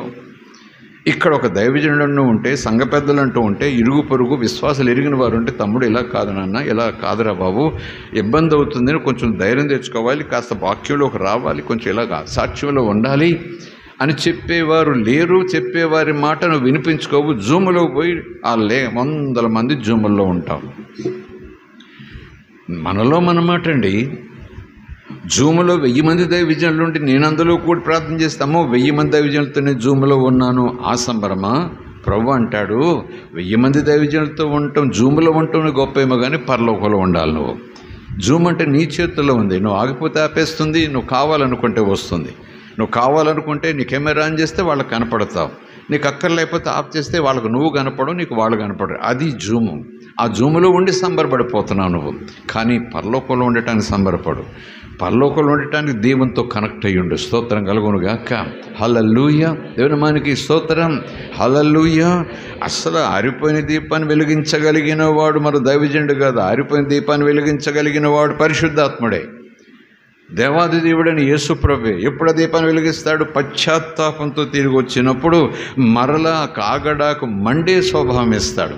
ఎప్పుడైతే మండే స్వభావం ఇస్తారో, పక్క చిన్నపిల్లోడైనా సరే అంకుల్ని దీవించు, అంకుల్ని మండించంటే బొగ్గును మండుతుందా కాగడ. అసలు మరొకరు ప్రార్థనకే స్పందించని రీతిలో మసిబారిపోయి ఉంటే ఎంతమంది ప్రార్థన చేస్తే నాకేం ప్రయోజనం చెప్పండి? నా మనసు పరిపూర్ణం, నా యొక్క మనసు సున్నితమవునంతసేపు, ప్రభు వైపు తిరిగినంతసేపు నా ఇష్టము అనే దానిని ప్రక్క పెట్టినంతసేపు ఎన్ని వేల మంది దైవజనులు ప్రార్థించినా ఆ ప్రార్థనలన్నీ కూడా నాకు పశ్చాత్తాపం కలగజేయాలనేది. కానీ దైవజనులకు ఏం తెలుసు, అయ్యగారు కష్టం వచ్చిందంటాను, వెంటనే వాళ్ళందరూ కూడా వాగ్దానాలన్నీ జ్ఞాపకం చేసుకుంటూ ప్రార్థన చేస్తారు. అన్ని ప్రార్థనలు దేవుని చిత్తమే. కానీ నాలోనికి పశ్చాత్తాపం రాదే వాళ్ళు ప్రార్థన చేస్తున్నారు. ఎందుకంటే వాళ్ళు దీవించిన ఆయన, ఆశీర్వదించిన ఆయన, సమస్య తీర్చిన ఆయన అని ప్రార్థన చేస్తున్నారు అభిషేకంతో వాళ్ళందరూ. కానీ నా బ్రతుకును మార్చుకునే పశ్చాత్తాపపు హృదయమే నాకు లేనప్పుడు ఆ వాగ్దానాలు ఎలా నెరవేరుతాయి? ఒకటో రెండో అరకొరో దేవుడు కృపతో నెరవేరుస్తాడేమో కానీ నాలోనికి పశ్చాత్తాపము రావలసిందే. ఈ రోజైనా నువ్వు మారు మనసు పొందాలి అని ప్రకటన గ్రంథంలో 5 సంఘాలకు దేవుడు చెప్పిన మాట. రక్షణ పొందిన వారికి మారు మనసు ఏంటండి బాబు? క్రొత్త బోధ ఏం కాదు. ఒకవేళ అది క్రొత్త బోధ అయితే ప్రకటన గ్రంథం అంతా క్రొత్త బోధే. ఆ ప్రకటన గ్రంథంలో సంఘముతో ఆత్మ చెప్పుతున్న సంగతి అంతా కూడా కల్పితమనాలా, అబద్ధమనాలే? కనుక మారు మనసు అంటే పశ్చాత్తాపడటం దినదినము జరగాల్సిందే. స్తోత్రం కలుగునుగాక. దేవునామానికి స్తోత్రం. కనుకనే ఆయన అంటాడు, నేను ఎవరినైతే ప్రేమిస్తున్నానో వారిని నేను క్రమశిక్షణలో పెడతాను. మరొక మాట 3వ అధ్యాయం సీక్వెన్స్లో చదువుతున్నామన్నాం కదా. 3వ అధ్యాయం ప్రకటన గ్రంథం 19వ వచనం చూడండి. నేను ప్రేమించు వారిని అందరినీ కలిసి చదువుదామా? నేను ప్రేమించు వారిని అందరినీ గద్దించి శిక్షించుచున్నాను కనుక నీవు ఆసక్తి కలిగి మారు మనసు పొందుము. స్తోత్రం. అంటే మారు మనసు పొందితే ఈ గద్దింపు క్రమశిక్షణలోనికి వెళ్ళేది తప్పించుకుంటావు నువ్వు. కానీ నేను క్రమశిక్షణలో పెట్టక తప్పదు. కారణం ఏంటంటే నిన్ను ప్రేమిస్తున్నాను కనుక. స్తోత్రం కలుగునుగాక. నువ్వు నా కొడుకు కాకపోతే నువ్వు ఎలా పోతే నాకే అన్నట్టుగా ఉంటానేమో, నీ కర్మ అనుభవించన్నట్టుగా ఉంటానేమో లోకరీతిగా. కానీ నాది ఎడబాయిన ప్రేమ, శాశ్వతమైన ప్రేమ, మర్చిపోని ప్రేమ, క్షమించే ప్రేమ, దీర్ఘశాంతం వహించే ప్రేమ, ఈవులిచ్చే ప్రేమ, చేయి పట్టి నడిపించే ప్రేమ, నీ వెనకొచ్చి నా మాట విని రోజు బ్రతిమలాడే ప్రేమ. హృదయం అనే తలుపు దగ్గర నిలబడి ఆ రోజు నీ హృదయం వెలుపల నిలబడ్డాను, తలుపు తట్టాను, లోపలికి రమ్మన్నావు, రక్షణ వెలుగు, సరిపోయింది అది. ఆ తర్వాత లోకాన్ని లోపలికి రమ్మన్నావు, నన్ను వెలుపల ఉండమన్నావు, నన్ను పొమ్మనలేదు. నా తాత్పర్యం కొంచెం అర్థం చేసుకోండి. ఇది బైబిల్ స్టడీ ఏదో కామెంటరీ అనుకోని ఏదో అనేసుకోకండి, మర్మం భలే చెప్పారని. మనలో మనం కూర్చొని మాట్లాడుకుంటున్నాం. సంఘంతో మాట్లాడుతున్నాడు, నిన్ను ప్రేమిస్తున్నాను అంటూ మాట్లాడుతున్నాడు, గద్దించి శిక్షించుచున్నాను అంటూ మాట్లాడుతున్నాడు. కనుక నువ్వు ఆసక్తి కలిగి, అంటే నాకు గద్దింపొద్దని కాదు, నాకు ఆయన తండ్రిగా ఉండాలి, ఆయన వెలుగులో ఉండాలి, ఆయన సొత్తుగా ఉండాలి, ఆయన సహవాసంలో ఉండాలి అనే ఆసక్తి నీలో ఉంచుకుని అప్పుడు మారు మనసు. ఆసక్తి లేకుండా ఏదో డ్రిల్ మాస్టర్ చెప్పినట్టుగా about turn, left turn, right turn, sit down, stand, no. ఎందుకంటే దేవుని విషయంలో నీ మనసు ఒక ప్రధానమైన పాత్ర. స్తోత్రం కలుగునుగాక. రారా చిచ్చుకుపోదామని చేయబట్టుకుంటే కూడా వచ్చేయచ్చు ఎవరు కూడాను. రారా లోకంలోకి పోదాం అనుకుంటే అక్కడ కూడా చేపట్టుకుని పోవచ్చును ఎవరు కూడాను. కానీ ఎప్పుడైతే నీ మనస్సును అందులో కేంద్ర బిందువుగా చేసావో, రారా చర్చకుపోదామన్నప్పుడు నీ మనసు అక్కడ అవును అంది, లోపలికి వచ్చావు. మరొక చోటకి పోదాం పదరా అని చెప్పి మరెవడో చేయబట్టుకుంటే నీ మనసు నోవే అంది, నువ్వు ఆగావు, వెనక్కి వచ్చావు. కనుక మారు మనసు పొంది రక్షణ పొందటం ఎంత మహాభాగ్యమో. ఆ మారు మనసు అనుభవంతో ఆధ్యాత్మ జీవితం అనే ఆ మనుగడను కొనసాగించటం సంఘానికి దేవుడు పెట్టిన బాధ్యత. స్తోత్రం కలుగునుగాక. ఓకే, హృదయం అనే తలుపు దగ్గర నిలబడి ఆయన తట్టుచున్నాడు. నువ్వు ఆ యొక్క తలుపు తీస్తే ఆయన స్వరం వింటే ఆయన ప్రేమతో నీలోకి వస్తాడు, నీ జీవితాన్ని మారుస్తాడు, నీ బ్రతుకును మారుస్తాడు, నీ కష్టాలు తీరుస్తాడు. సువార్థికుల యొక్క ప్రత్యేక సందేశం ఇవ్వటానికి చక్కటి మాట. మనం కూడా పదే మాటలు జ్ఞాపకం చేసుకుంటాం. కానీ ఇక్కడ సంఘంతో మాట్లాడుతున్నాడు. ఆసక్తి కలిగి ఉండమంటున్నాడు. మారు మనసు పొందమంటూ ఆ 20 వచనాన్ని కొంచెం కనెక్ట్ చేయడానికి మనం ప్రయత్నం చేస్తే, 20 వచనం 19తో కొంచెం కనెక్ట్ చేయడానికి ప్రయత్నం చేస్తే, ఇదిగో నేను తలుపు నొద్ద నిలబడి, లోపలుండి తలుపు ఎలా తడతాడు? హలో, లోపలుండి తలుపు ఎలా తడతాడు? లోపలుండి తలుపు తట్టగలడు. లోపలుండి తలుపు తట్టేవాడు బయటకు పోవటానికి తడతాడు, అంతే కదా. ఆయన ఎక్కడికి వచ్చాడు? రక్షణ పొందక ముందు నా హృదయం అనే వాకిలి దగ్గర వేలుపల్లి నిలబడి తలుపు తట్టాడు అనుకుందాం. మనం నాలోనికి రావయ్యా, నా బ్రతుకులోనికి రావయ్యా, నా చీకటిని తొలగించాయి, నా పాపను కడిగివేసయ్యా, నాలో ఉండి నాతో ఉండి నన్ను నడిపించయ్యా, నీ బిడ్డగా చేసుకోవయ్యా అన్నాము. అన్ని వాగ్దానాలు అలాగనే నెరవేర్చుకుంటూ లోపలుండి నీలో ఉన్నవాడు లోకంలో ఉన్నవానికన్నా గొప్పవాడు, అలాంటి లేఖనాలు ఎన్నో ఉన్నాయి. కానీ ఇక్కడ వచ్చిన 19కి 20కి ఒకవేళ కనెక్ట్ చేద్దాం అనుకుంటే, 19ని 20ని కొంచెం వెల్డింగ్ చేసి పోని చూద్దాం. వెంటనే వచ్చాయి కాబట్టి కొంచెం ఆలోచన చేద్దాం. ఆ సందర్భం సంఘంతో మాట్లాడుతున్నాడు, ఏదో క్రమం తప్పింది గద్దిస్తూ మొదలుపెట్టేశాడు ఆయన.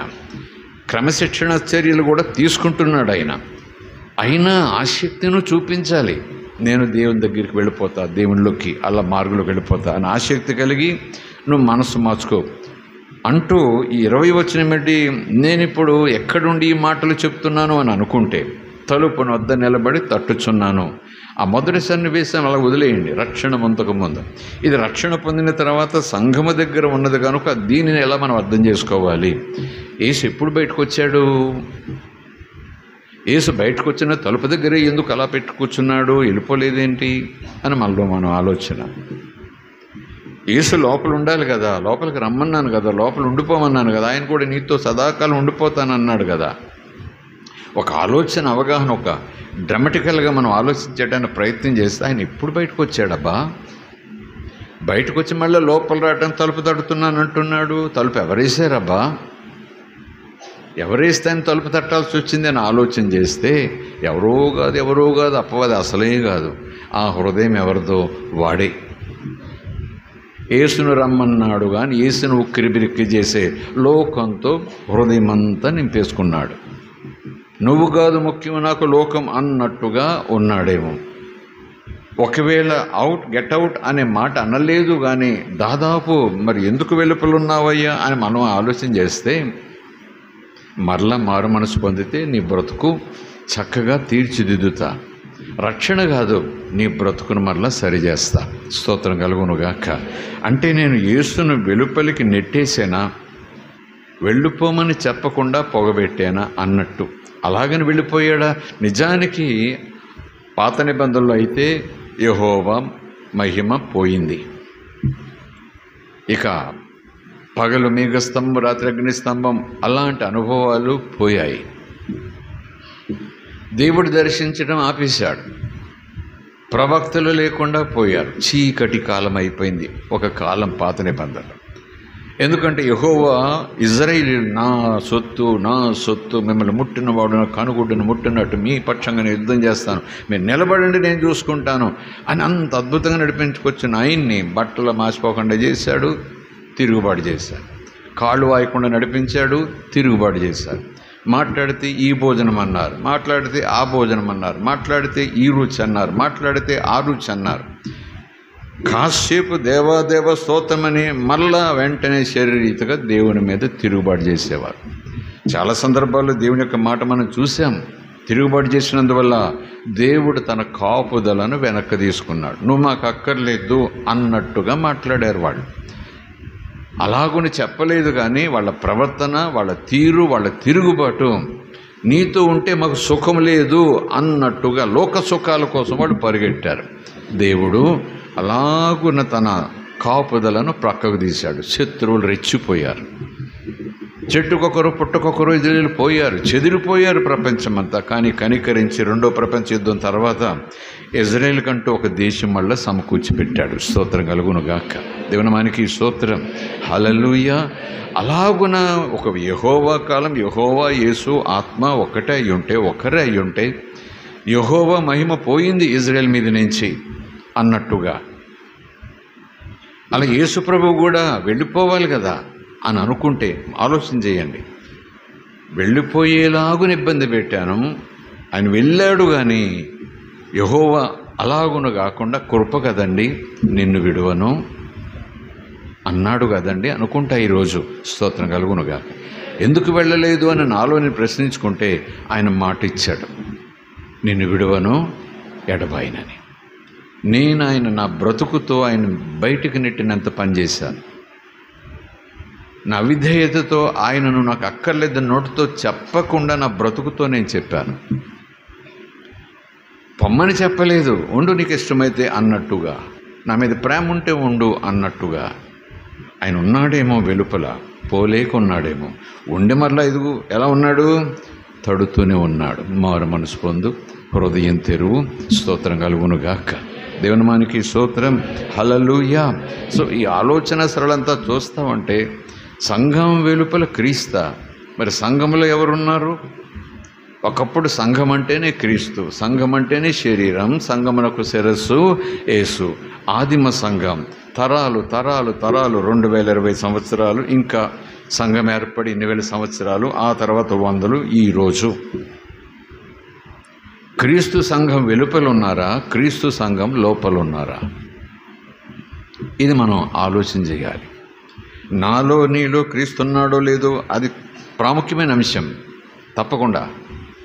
కానీ ఇప్పుడు సంఘంగా మనం ఒక సమావేశం అవుతున్నాం గనక ఒక్కొక్క అవయవానికి ఒక పేరు ఉండదండి. చెయ్యని పేరున్నా సరే ఆ శరీరంలో ఆ చెయ్యి వస్తే ఆ శరీరానికి ఒక పేరు అది రిజిస్ట్రేషన్ అయ్యింది. ఆ పేరు ఈ చెయ్యి బయటకు వచ్చేస్తే ఏమి లేదు, ఏమో ఎవరి చెయ్యో, ఇది పలానా వాళ్ళ చెయ్యి అనాలి. అలాగున మనమందరము క్రీస్తు శరీరములో అవయవములం. స్తోత్రం కలుగునుగాక. సంఘము అంటే సమాజం, విశ్వాసుల సమూహం. మనకు శిరస్సు క్రీస్తు. ఈ సంఘములో క్రీస్తే పరిపాలకుడు, క్రీస్తే కేంద్ర బిందువు. ఆయనకే మహిమ, ఆయనకే ఘనత, ఆయనకే ప్రభావం. ఆయన ఆజ్ఞ లేకుండా సంఘం ముందుకు వెళ్ళదు, ఆయన ఆదేశం లేకుండా సంఘం ఏది చేయదు. ఆయన కూర్చోమంటే కూర్చుంటుంది సంఘం అన్నట్టు, ఆయన నుంచోమంటే నుంచుంటుంది సంఘం అన్నట్టు. మరి తరాలను చూసుకుంటూ వస్తే, ప్రజలను చూసుకుంటూ వస్తే, మనం పరిశీలన చేసుకుంటూ వస్తే, ఇతరులను తీర్పు తీస్తున్నామని చెప్పేసి ఇతర సంఘాలను మనం చూడటం మానేద్దాం. మనం చూసుకోవడానికి మనం ప్రయత్నించేద్దాం. క్రీస్తు సంఘంలో ఉన్నాడా, సంఘం వెలుపల ఉన్నాడా అనేది మనం ఆలోచన చేయాలి. ఎక్కడైనా సరే క్రీస్తు మాటకు విలువిస్తే, క్రీస్తు మాటను గౌరవిస్తే, క్రీస్తు మాటను పూజించే విధానం ఉంటే ఆయన మన మధ్యనే ఉంటాడు. స్తోత్రం కలుగునుగాక. సో కనుక చాలా సందర్భాల్లో సంఘంలో కార్యక్రమాలు జరుగుతున్నాయి, కానీ కార్యక్రమాలు క్రీస్తుని కేంద్ర బిందువుగా చేసుకోవట్లేదు. నాయకులో, అధినాయకులో, మహానుభావులో, జ్ఞానులో, సెలబ్రిటీసోడో నాయకులు అవుతున్నారు. పొగడ్తలన్నీ వాళ్ళకే, పూలమాలలన్నీ వాళ్ళకే, స్తుతులన్నీ వాళ్ళకే, బహుమానాలన్నీ వాళ్ళకే, అంతా వాళ్ళకే. క్రీస్తుకు 2 నిమిషాలు కూడా టైం ఇవ్వరు. ఆ 3 గంటల ప్రోగ్రాంలో 2 నిమిషాలు కూడా యేసు ప్రభుకు టైం ఇవ్వరు. ప్రభువుని రమ్మంటారు, కూర్చోమంటారు, చివరిలో ఆశీర్వదించి పంపిస్తారు. అంతవరకే ఆ కార్యక్రమానికి క్రీస్తు. ప్రోటోకాల్ ఎంత దారుణంగా తయారైందంటే, ముందు కార్యక్రమాలన్నీ చక్కబెట్టాలి. వాక్యం కానీ, ఆరాధన కానీ, ప్రభు ప్రేమ గురించి కొద్ది వివరాలు కానీ. వేదిక మీద ఉన్న వాళ్ళకి అనవసరం, వేదిక ముందు ఉన్నవాళ్ళు కూడా మాకు కూడా అనవసరం అన్నట్టుగా వాళ్ళు అలాగున చెదిరిపోతున్నారు. విచారకరం కదా. పేరు క్రైస్తవులము, క్రీస్తుకు సంబంధించిన వాళ్ళము, మాలో క్రీస్తున్నాడు, మేము క్రీస్తులో ఉన్నాము అని చెప్పుకుంటూ అసలు క్రీస్తుకే చోటు ఇవ్వనటువంటి విశ్వాసుల గురించి ఒకవేళ నేనే అలాగుంటే నా గురించి నేనేం చెప్పుకోవాలి? అందుకే ప్రభు అంటున్నాడు, ఒక్కసారి నాతో మీకు లింక్ ఏర్పడిన తర్వాత, రక్షణ లింక్ ఏర్పడిన తర్వాత, మీరు నెట్టి కొట్టి నన్ను పంపిస్తే ఏమో కానీ నేను మాత్రం మిమ్మల్ని విడువను ఎడబాయను. చేతుల్లో ఉన్నారు కదా, ఆ చేతుల్లోంచి నేను మిమ్మల్ని విడిచిపెట్టను, ఎవరు కూడా నా చేతుల్లోంచి మిమ్మల్ని దొంగలించలేరు. కానీ మీరు పోతే నేనేం చేయలేను. మిమ్మల్ని పోనివ్వనంటాడు, పోవద్దంటాడు. పోతాను బాబు అని అంటే ఆదామవ్వలు ఏదైనా తోటలో పోయినట్టుగా మా ఇష్టం అంటారు, చేతుల్లోనే ఉంటూ. ఏదైనా తోటలోనే ఉన్నారు, మా ఇష్టం అన్నారు. చేతుల్లోనే ఉన్నారు, మా ఇష్టం అన్నారు. స్తోత్రం, హల్లెలూయా. కనుకనే ప్రభు అంటున్నాడు, సంఘం ఒక క్రమములో వెళ్ళాలి. క్రమము అనేటప్పటికీ ఒక అకౌంటబిలిటీ ఉండాలి. మీరు నాకు లెక్కప్ప చెప్పాలి కాదు, నేను మీకు లెక్కప్ప చెప్పాలి కాదు, మనమందరం దేవుని లెక్కప్ప చెప్పాలి. కానీ ఒక స్థాయిలో, ఒక హోదాలో ఆ స్థితి, ఆ పరిస్థితి ఇచ్చారు కనుక అడుగుతారేమో, చూస్తారేమో, వెళ్ళి పలకరించాలి కదా, ఆరాధన చేయాలి కదా, ఇలా వెళ్తున్నావేంటి, ఇలా ఉండకూడదు కదా, వాక్యం ఎలాగ ఉంది కదా, నువ్వు సంఘ బిడ్డవు కదా, దేవుని బిడ్డవు కదా అని చెప్పేవాడు నాకు లేకపోతే నేను ఎలా బ్రతుకుతాను విశ్వాసిగా? అందుకే అపొస్తలులు, సువార్తికులు, కాపరులు, స్తోత్రం కలుగునుగాక, సార్వత్రిక సంఘం అంటే మొత్తం అన్ని ఖండాలు, భూమి మీదున్న అన్ని ఖండాలు, అందరినీ ఒక్క చోటకు పోగేయలేం. కానీ పైనుంచి దేవుడు చూస్తే దాన్ని దేవుడు ఇలాగ అంటాడేమో, సార్వత్రిక సంఘం, అనేక జాతులు, అనేక సాంప్రదాయాలు, అనేకమైన భాషలు, అనేకమైన స్థితిగతులు, అందరూ ఆయన సన్నిధిలో సార్వత్రిక సంఘం. At the same time it is a what you call is a group of local churches. ఈ సార్వత్రిక సంఘం అని దేన్ని అంటాడంటే లోకల్ చర్చెస్ అన్నీ కలిపి సార్వత్రిక సంఘం. స్తోత్రం కలుగునుగాక, ప్రైజ్ ది లార్డ్, హల్లెలూయా, దేవునామానికి స్తోత్రం. కనుక సంఘంలో ఎందుకు ఒక వ్యక్తి చేరాలి? కేవలం రొట్టె తీసుకోవటానికి మాత్రమేనా? కాదు, అకౌంటబిలిటీ, ఒక బాధ్యత కలిగిన వ్యక్తిగా. క్రమము తప్పుతుంటే ఒక సహోదరుడు క్రమపరుస్తాడు, ఇంకా తప్పుతుంటే సంఘ పెద్ద, ఇంకా తప్పుతుంటే సంఘ కాపరి, ఎవరో ఉన్నారు నన్ను క్రమపరిచేవారు. మాటను అర్థం చేసుకోలేదు, మాటకు చోటు ఇవ్వలేదు, మరొక మార్గంలో నేను వెళ్ళిపోతున్నాను, దేవుని అవమానం వస్తూ ఉంది అంటున్న పరిస్థితుల్లో చూస్తూ ఉండలేరు. ఎవరో ఒకరు చెప్తారు, ఇది పద్ధతి కాదు బాబు, ఇది దేవుడు ఇలా లేఖనమని సాయశక్తిలో చెప్పడానికి ప్రయత్నం చేస్తారు. నువ్వు నాకు చెప్పేది ఏంటి అన్నట్టుగా ఉండకూడదని ఇంతకుముందు చదివాం. దేవుని పిల్లలు ఆ క్రమము నాలో లోపిస్తే వాక్యం దానికి రుజువు చెప్తుంటే నేను వెంటనే థ్యాంక్ యూ బ్రదర్, నాకు జ్ఞాపకం చేస్తావు, ఏంటో ఈ బలహీనత, నా కోసం ప్రార్థన చేయి అని చెప్పే మాట అతన్ని బ్రతికిస్తుంది. నువ్వు నాకు చెప్పేది ఏంటి అనే రీతి ఉందనుకోండి, అది చాలా దూరం తీసుకుపోతుంది. సామెతల పుస్తకంలో, గ్రంథంలో మాట ప్రకారం చూస్తే అది జీవంలో కాదు, మరణంలోకి తీసుకెళ్ళిపోతుంది ఆ వ్యక్తిని. కనుక పిల్లలు భయభక్తులు ఎదగాలి, పిల్లలు స్వేచ్ఛగా ఉంటున్నారు. కానీ వాళ్ళు అమ్మ ఇంటికి వెళ్తే అమ్మ అడుగుతుంది, ఇక్కడికి వెళ్తే నాన్న కనపడతాడు, ఇక్కడికి వెళ్తే ఏం చేశారు అంటాడు, అక్కడికి వెళ్తే మన 10 రూపాయలు ఇచ్చాను ఏం చేశారు అంటాడు. అదొక అకౌంటబిలిటీ ఉంది, నేను చెప్పాలి. ఆ భయం ఉంది కాబట్టి ఒక క్రమంలో వెళ్తున్నారు వాళ్ళు. అలాగే టీచరు, అలాగే విద్యార్థి, అలాగే రాజు పరిపాలించబడేవాడు, అలాగే దేవుడు భక్తుడు, అలాగే తండ్రి పిల్లలు. స్తోత్రం కలుగునుగాక, దేవునామానికి స్తోత్రం. సో ఆ క్రమము తప్పకుండా స్థానిక సంఘములో మనం ముందుకు ఎదుగుతూ వెళుతూ ఉండాలి. కనుకని ఈరోజు ప్రభు అంటున్నాడు, ఇలాగనే నేను నిన్ను ప్రేమిస్తున్నాను గనక నిన్ను తప్పక క్రమశిక్షణలో పెడతాను. సో ఇప్పుడు మనం ఆయన్ని ప్రేమించాలి. ఆయన ప్రేమించాలంటే దాదాపు 8-9 మాటలు చూసుకున్నాం. ఈరోజు మాట ఏంటంటే, చివరి గడిలోకి వస్తున్నాను కనుక ఈరోజు మాట ఏంటంటే, ఆయన నన్ను గద్దించే హోదాలో ఉన్నాడు, ఆయన నన్ను గద్దించ తగినవాడు, బుద్ధి చెప్ప తగినవాడు, నడిపించ తగినవాడు. ప్రైజ్ ది లార్డ్, హల్లెలూయా. తగినవాడు కాదనుకుంటే ఆయన గద్దింపు నేను లెక్క చేయను. అందుకే క్రైస్తవుల జీవితాల్లో ఈ విషయంలో ఒక పోరాటం, విధేయత చూపించడంలో ఒక పోరాటం. భక్తి చేయటంలో అందరి ముందు ఉంటామండి. మీరు రోజుకు 3 అధ్యాయాలు చదువుతారా? నేను మోకాళ్ళ మీద ఉండి 30 అధ్యాయాలు చదువుతాను. ఆ భక్తిలో నీవు నేను పోటీ పడుతున్నాం. ఇన్నిసార్లు స్తుతి చెప్పాను, ఇన్నిసార్లు ఆ వాక్యం, అన్నిసార్లు ఈ అంకెల భక్తి తప్ప విధేయత విషయంలో, బయలుపరచబడిన లేఖనానికి లోబడే విషయంలో మాత్రం ఎవరు కూడా నీకు చెప్పేదేంటి, నువ్వు నన్ను అడిగేదేంటి అనే రీతిలోకి వచ్చేసింది. అసలు స్థానిక సంఘం అంటేనే ఒక అకౌంటబిలిటీ. కలిసి ఎదగాలి, కలిసి మండాలి, కలిసి ఒక శరీరంగా నిలవాలి. స్తోత్రం కలుగునుగాక, దేవునామానికి స్తోత్రం కలుగునుగాక, హల్లెలూయా. చాలా సంఘాలు ఆ క్రీస్తు రక్షణలో ఉన్న అనుభవాన్ని బట్టి 30-40 సంవత్సరాల నుంచి దైవజనులు పరిచయం అవుతారు, సంఘాలు పరిచయం అవుతాయి. చాలా సందర్భాలు ఈ మాట అంటూ ఉంటాను నేను. ఆ దైవజనులందరినీ తృప్తిపరచడానికి విశ్వాసులు ప్రయాణాలు చేస్తుంటారు. ఆయన గద్దించలేడు నిన్ను, ఏదో సంవత్సరం 3-4 సార్లు వచ్చి వెళ్తావు అని. ఈ దైవజనుడు గద్దించలేడు నిన్ను. ఎందుకంటే అప్పుడప్పుడు పిలిచినప్పుడు నీకు బాబు ఎక్కడికి వెళ్ళాలని చూసి చాలా కాలం అయింది, ఆ సంఘంలోకి వెళ్ళి చాలా కాలం అయింది, ఆ పిల్లలందరినీ చూసి చాలా కాలం అయింది. మొన్న ఎవరన్నా అదేంటంటే అమ్మగారు రావట్లేదు మా సంఘానికి, రండి మేము చూడాలని కళ్ళకు వచ్చేస్తున్నారంటే పదండి పిన్ని పదండి అత్తయ్య అని చెప్పేసి ఇంకో 10 మందిని తీసుకెళ్లే వాళ్ళు ఉంటారు. ఆయన ఏం లెక్క అడగడు, లెక్క చెప్పాల్సిన పని లేదు నీకు, ఎందుకంటే బుద్ధి చెప్పలేడు.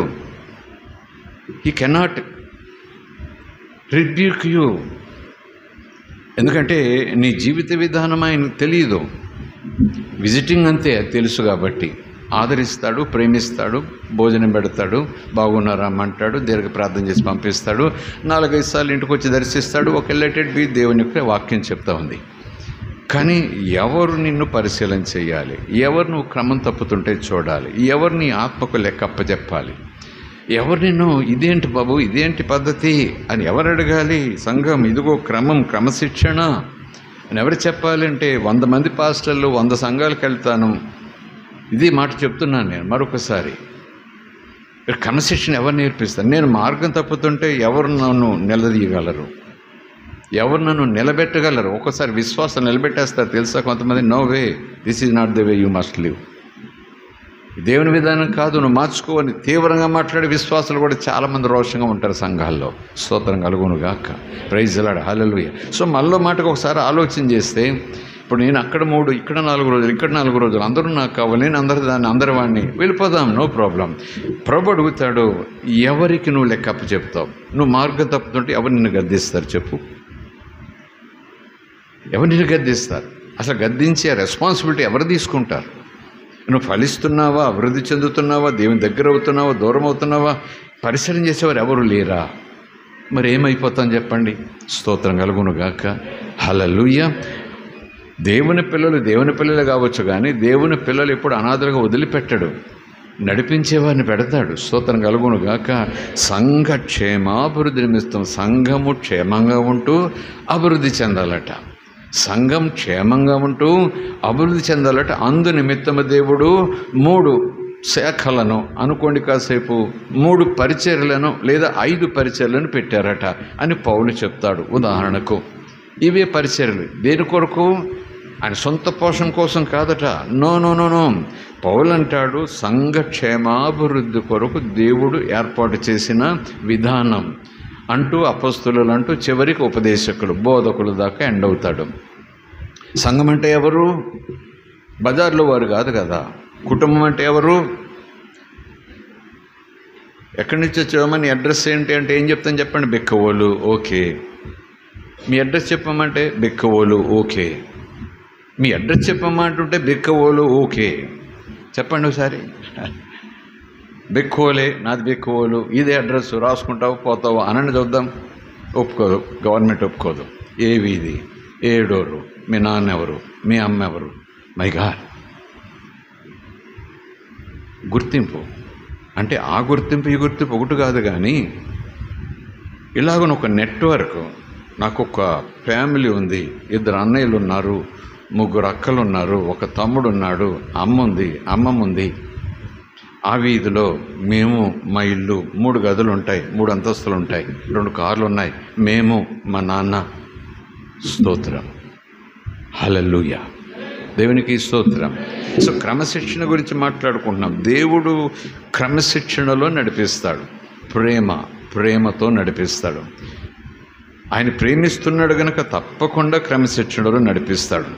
త్వరగా మనం ఆలోచన చేస్తే దాదాపు 5 మాటలుగా మనం ఆలోచన చేసుకుంటే, మొదటి మాటగా చెప్తున్నాను, ఎందుకు దేవుడు ఈ డిసిప్లినరీ యాక్షన్ తీసుకుంటారు? What is the main reason అంటే, ఆయన మన తండ్రి కనుక మనలను తన ప్రాణం కన్నా ఎక్కువగా ప్రేమిస్తున్నాడు కనుక. తన ప్రాణమునకు ఒక విలువ ఉంది. యేసయ్య ప్రాణానికి ఒక విలువ ఒకవేళ మనం కట్టగలిగితే అసాధ్యం. ఒకవేళ అనుకుంటే దానిని ఖర్చు పెట్టి నిన్ను నన్ను సొంతం చేసుకున్నాడంటే, తన ప్రాణము కన్నా నీ ప్రాణానికైనా నా ప్రాణానికైనా ఎంత విలువ ఇచ్చాడో. తన ప్రాణాన్ని విడిచిపెట్టి నీ ప్రాణాన్ని నా ప్రాణాన్ని సొంతం చేసుకున్నాడంటే we are more than his life. ఇప్పుడు ఆయన నమ్మాలా వద్దా? ఆయన ప్రేమించాలా వద్దా? ఆయన చెప్పిన మాట వినాలా వద్దా? ఆయన మార్గంలో వెళ్ళాలా వద్దా? ఇష్టానుసారంగా భక్తి చేసుకుపోతే అది భక్తి కాదని ఎవరంటారు? అందుకే ప్రభు అంటాడు, అసలు దేవుని పట్ల నీకు భయము భక్తి ఉండాలి, ప్రేమ ఉండాలి. అప్పుడు ఆయన మార్గంలో నడవాలో వద్దనేది ఆ భయము భక్తి ప్రేమ నీకు ఆలోచన చెప్తాయి. నా ఇష్టం అనేవాడు క్రైస్తవుడు కాదు, అంతా దేవుని ఇష్టం అనేవాడే క్రైస్తవుడు. స్తోత్రం కలుగును గాక. దేవునామానికి స్తోత్రం. హల్లెలూయా. సో మొదటి మాటగా చూస్తే because he is a loving father, ఆయన ప్రేమించే తండ్రి కనుక, ఆయన తండ్రి కనుక, ప్రేమించే తండ్రి కనుక, తన ప్రాణం కన్నా ఎక్కువగా ప్రేమించే తండ్రి కనుక నన్ను చూస్తూ చూస్తూ చూస్తూ నరకములోనికి పోయే మార్గంలో నడవనివ్వడు. నన్ను తప్పక క్రమశిక్షణలో పెడతాడు. ఆయన ముందుగానే చెప్పాడు, నా చేయి పట్టుకునే ముందే చెప్పాడు, నీకు క్రమం నేర్పిస్తా. ఎందుకంటే రోమిలకు రాసిన పత్రిక చదువుకుంటాం కదా, ఎవరికి వారే తమ సొంత త్రోవల్లో వెళ్ళిపోయారు, ఎవరి ఇష్టం వాళ్ళలో వెళ్ళిపోయారు, త్రోవ తప్పిపోయారు. కారణం ఏంటి? ఒక్కరిలో కూడా దేవుని భయము లేదు. స్తోత్రం కలుగును గాక. త్రోవ తప్పిపడిన కారణము దేవుని భయం లేదు. దేవుడు ఉన్నాడంటారు కానీ ఆయన మాట పట్ల కానీ ఆయన మార్గం పట్ల కానీ అస్సలు వాళ్ళకి ఆసక్తి లేదు. ఆ ఉంటే నువ్వు ఏం చేస్తాడు నన్ను అనే తత్వం ఒకప్పుడు ఉంది. రోమిలకు రాసిన పత్రికలో 30 దండాలు పెట్టాను. ఆ దండాలు పెట్టిన విధానంలోనే లోకం పరుగులు పెడుతుంది కానీ ఆ నమస్కారం ఈ మదిలో నుంచి రావాలనేది ఏమీ లేదు. ఏదో మాట వచ్చిందని రెచ్చిపోతూ, ఏదో అన్నారని రెచ్చిపోతూ, ఏదో వంక మీద మొత్తం సమాజం అంతా కూడా అదేదో అంటారు చూసారా, ఒక మత్తులోకి వెళ్ళి కనపడిన వాళ్ళందరి మీద రాళ్ళు ఇసిరేసినట్టుగా పిచ్చోళ్ళ మాదిరిగా తయారయ్యారు. వ్యవస్థలన్నీ కూడా అలా తయారైపోయాయి. ప్రేమను కోరుకుని, ప్రేమను ప్రకటిస్తూ, ప్రేమను ప్రత్యక్షపరుస్తూ, సాధ్యమైనంత వరకు క్రీస్తును తమ జీవితాల ద్వారా చూపించే ఆ ప్రయాసపడుతూ, ఒకరికి నిజంగా రక్షింపబడిన వాడు ఒకటి ఇంటి మీద దెబ్బ వేయకుండా, ఒకటి చెంప మీద దెబ్బ వేయకుండా, తన జీవితాన్ని తను జీవిస్తూ, పేదరికమైనా సరే గంజి తాగుతూ కూడా ఇంట్లో దేవుని ఆరాధన చేసుకుంటూ పోయేవాడి మీద ఎందుకండి లోకం ఇలా రెచ్చిపోతూ ఉంది? మాట్లాడితే ఎందుకు సమాజం అంతా కూడా ఒక్క తాటి మీదకి వచ్చేసారు ఈ దినాల్లో. వ్యవస్థలన్నీ కూడా ఎందుకు వ్యతిరేకమైపోతున్నాయి? కత్తి పట్టినవాడు కాదే, గోండా కాదే, త్రాగుబోతులు మారుతున్నారు, వ్యభిచారులు మారుతున్నారు, రౌడీ షీటర్స్ మారుతున్నారు, జీవితాలు మార్చుకుంటున్నారు, కుటుంబాలు పచ్చగా ఉంటున్నాయి, గంజాయిలు వదిలేస్తున్నారు, మత్తు పైన వదిలేస్తున్నారు, దేవుని శక్తితో విడుదల పొందుతున్నారు. ఆనందంగా ఉంటే ఇదిగో క్రీస్తు మాలో అనంటే నాలుక చీలుస్తాము, పెదాలు కాలుస్తామంటున్నారు. ఆడామగా తేడా లేదు, అందరూ కూడా ఇలాగా తయారయ్యారు. వెనకాల వ్యవస్థలో నిమ్మకు నీరెత్తినట్టుగా చూస్తూ ఉంటే ఏమైపోతుంది? క్రైస్తవునికి అర్థం కాదు. ప్రేమ పంచే నా మీద ఎందుకు సమాజం ద్వేషం పెంచుకుంటామని. ఇంటి మీద రాయి వేయలేదు, ఇంటి మీద రాయి వేయలేదు. కడుపు కట్టుకుని అయ్యా దేవా ఈ బిడ్డ కాపాడు, స్వస్థపరచు, దీవించు, రుణాల నుంచి విడిపించని అరుస్తున్నానని తెలుసు. కానీ ఏంటి కక్ష అంటే చాలామంది అంటారు, చాలామంది అన్యజనులు అంటారు, నిజానికి ఎక్కువ మందికి మీ మీద ఏం కక్ష లేదు, కానీ కొన్ని గుంపులు తయారయ్యాయి. వాళ్ళకి అది పిచ్చి పట్టిందనమాట. దాని గురించి ఏమైనా చేస్తారు. స్తోత్రం కలుగును గాక. నేను ఎక్కడో చిన్న న్యాయం గురించి ఒక మాట చూశాను. దేశంలోనట కరెక్ట్ నెంబర్ చెప్పలేను కానీ జైళ్లలో చెరసాలల్లో న్యూస్ పేపర్ ఆయన ఎవరో పెట్టాడు, అది ఎలా కలెక్ట్ చేశాడో తెలియదు. దాదాపు 5,50,000 పైచిలకు నేరస్తులు జైళ్లలో ఉన్నారు. 5,50,000 పైచిలకు అన్నట్టుగా అంకి నాకు కనపడింది. అందులో నేరం రుజువై శిక్షపడిన వారు బహుశా 30,000 మంది ఉంటారు మొత్తం దేశం మీద. అంటే 50,000 పైబడి ఇంకా లోబడి నేరం రుజువైపోయింది. సాక్షులన్నీ దొరికేశారు, శిక్ష విధించారు. 6 నెలల, 60 నెలల, యావజ్జీవమా అలాగున్నవారు వేలల్లో ఉన్నారు.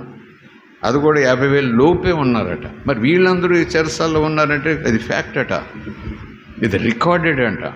మరి 4 లక్షల పైచీలకు మంది, ఈ 4,50,000 మంది, ఈ 5 లక్షల మంది ఏంటి? మరి వీళ్ళ సంగతి ఏంటంటే ఇంకా రుజువు కాలేదట.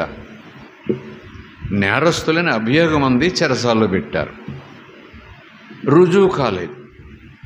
3 నెలల్లో రుజువు లేదు, 3 సంవత్సరాలు రుజువు లేదు, 30 సంవత్సరాలు రుజువు లేదు. చెరసాల్లో మగ్గిపోతున్నారు. ఆయన అంటారు, ఆ డేటా చెప్పి ఆయన అంటారు, దేశం మారాలి. ఇన్ని లక్షల జీవితాలు, కుటుంబాలు ఎలా బ్రతుకుతాయి? ఎక్కడిది తాత్సారం? న్యాయ వ్యవస్థలో ఏంటి లోపం? వీళ్ళ జీవితాలు, వీళ్ళ భవిష్యత్తులో వీళ్ళ పిల్లలు అనాథలుగా ఉండిపోవాల్సిందేనా? రుజువుపరచాలి కదా. అంత డిపార్ట్మెంట్ లేదండి, అంత నెట్వర్క్ లేదండి, నెమ్మదిగా చూసుకుంటామండి, వాళ్ళు వాయిదాలు వేస్తూ వెళ్తుంటారు, మేము రిపోర్ట్లు ఇస్తూ ఉంటాం, కాదని ఏదో అంటారు, మళ్ళీ కాదని ఏదో అంటాం, అంతే. 5 లక్షల మంది చెరసాల్లో ఉన్నారు. అభియోగం వచ్చింది, చెరసాల్లో పెట్టారు. రుజువైతే శిక్ష వేస్తారు. శిక్ష పడకుండా శిక్ష అనుభవిస్తున్న లక్షల మంది ఉన్నారు చెరసాల్లో. ఏం చెప్పుకోవాలి? కళ్ళలో నీళ్ళు వస్తాయి. ఆ కుటుంబాలు ఏంటి, ఆ పిల్లలు ఏంటి, వాళ్ళ భవిష్యత్తులు ఏంటి? నేరస్తులైతే నిరూపించు, వేసే శిక్ష 6 నెలల 6 సంవత్సరాల బయటకు వస్తాడు, మనసు మార్చుకుంటాడు, ఎదురు చేస్తాడు. ఏం తేల్చవేంటి నువ్వు? ఎందుకు తేల్చు? వ్యవస్థలు లేవా? ఏం చేస్తున్నాయి? అవును, మాట అంటే పొడుచుకొస్తుంది. అమ్ముడు పోయాయేమో, నిద్రపోతున్నాయేమో, మార్గం తప్పాయేమో, ఇలాంటి వాటిల్లో మనము సంక్షేమం, మార్పు తీసుకురావాలనేది ఏమీ లేదు. అదేదో మతం అంటూ రంగు చూపించి వీధుల్లో కేకలు వేసేలాగా పరుగులు పెట్టిస్తూ ఉన్నాయి ప్రభుత్వాలు తప్ప ఇక్కడ అన్యాయం జరుగుతుంది ఇన్ని లక్షల కుటుంబాలకు. ఆ పిల్లల భవిష్యత్తు ఏంటి, వాళ్ళ కాపురాలు ఏంటి, పిల్లలు ఏంటి, వాళ్ళ మనవలేంటి? ఏముంది? ఏమీ లేదు. నేరం రుజువు కాదు, రుజువు అవ్వాలి, లోపలే ఉండాలి. ఇది ఎక్కడ న్యాయం?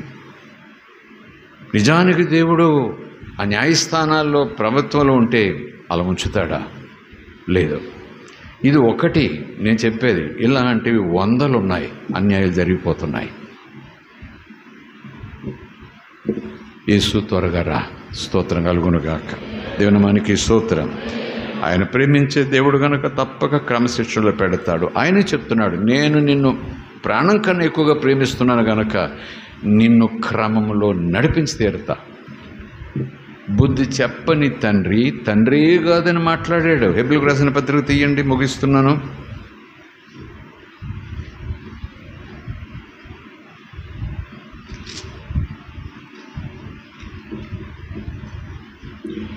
ఐదు నుంచి చదువుదాం.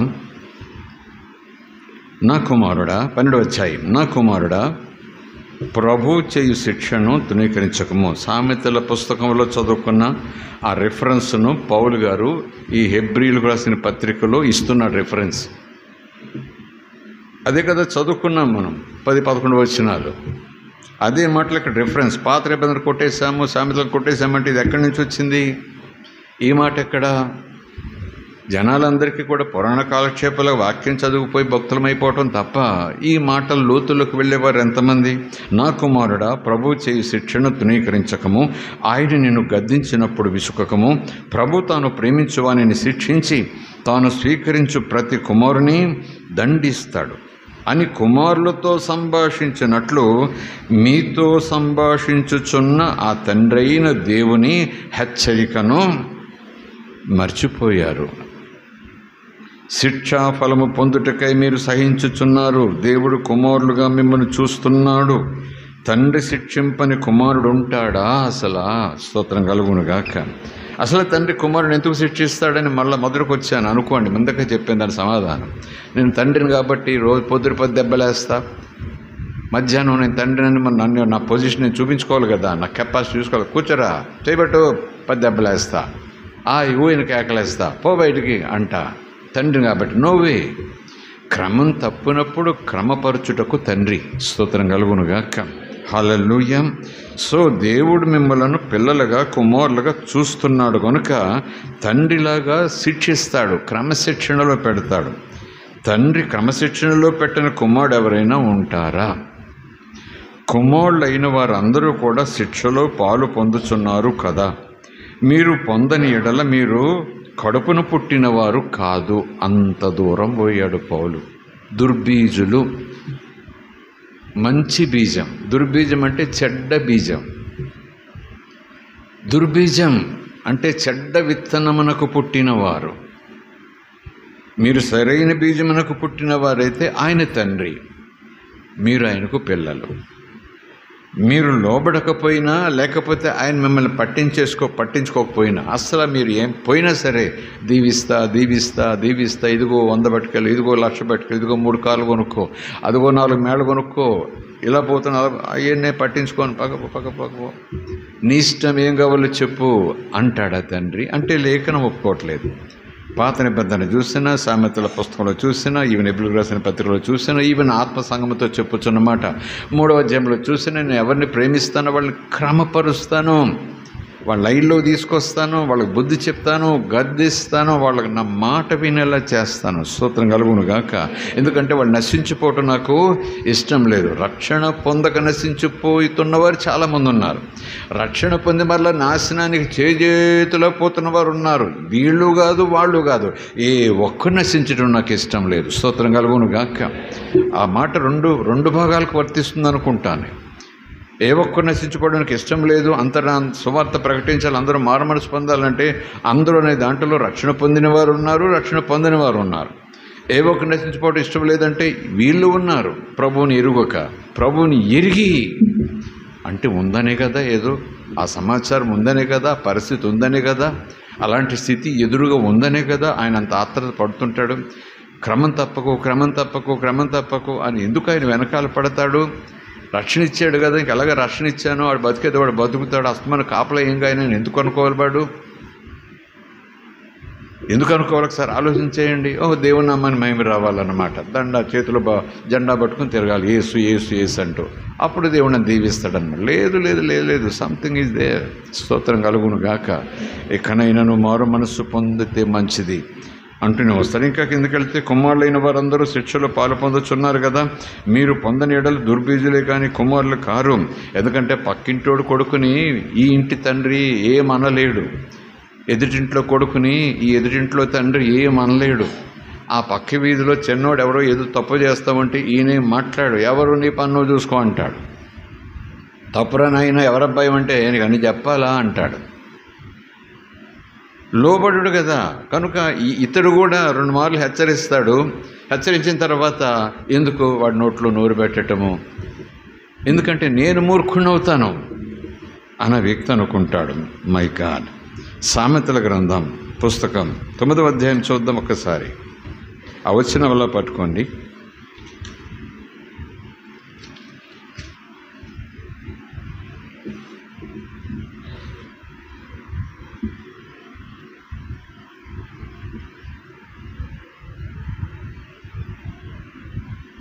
జ్ఞానము లేనివాడా అని ప్రారంభిస్తున్నాను.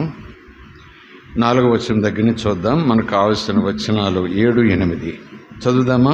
చూడండి. జ్ఞానము లేనివాడా ఇక్కడికి రమ్ము అని ప్రకటించుచున్నది. ఏంటి జ్ఞానం? జ్ఞానం అంటే ఎవరు? వాక్యం.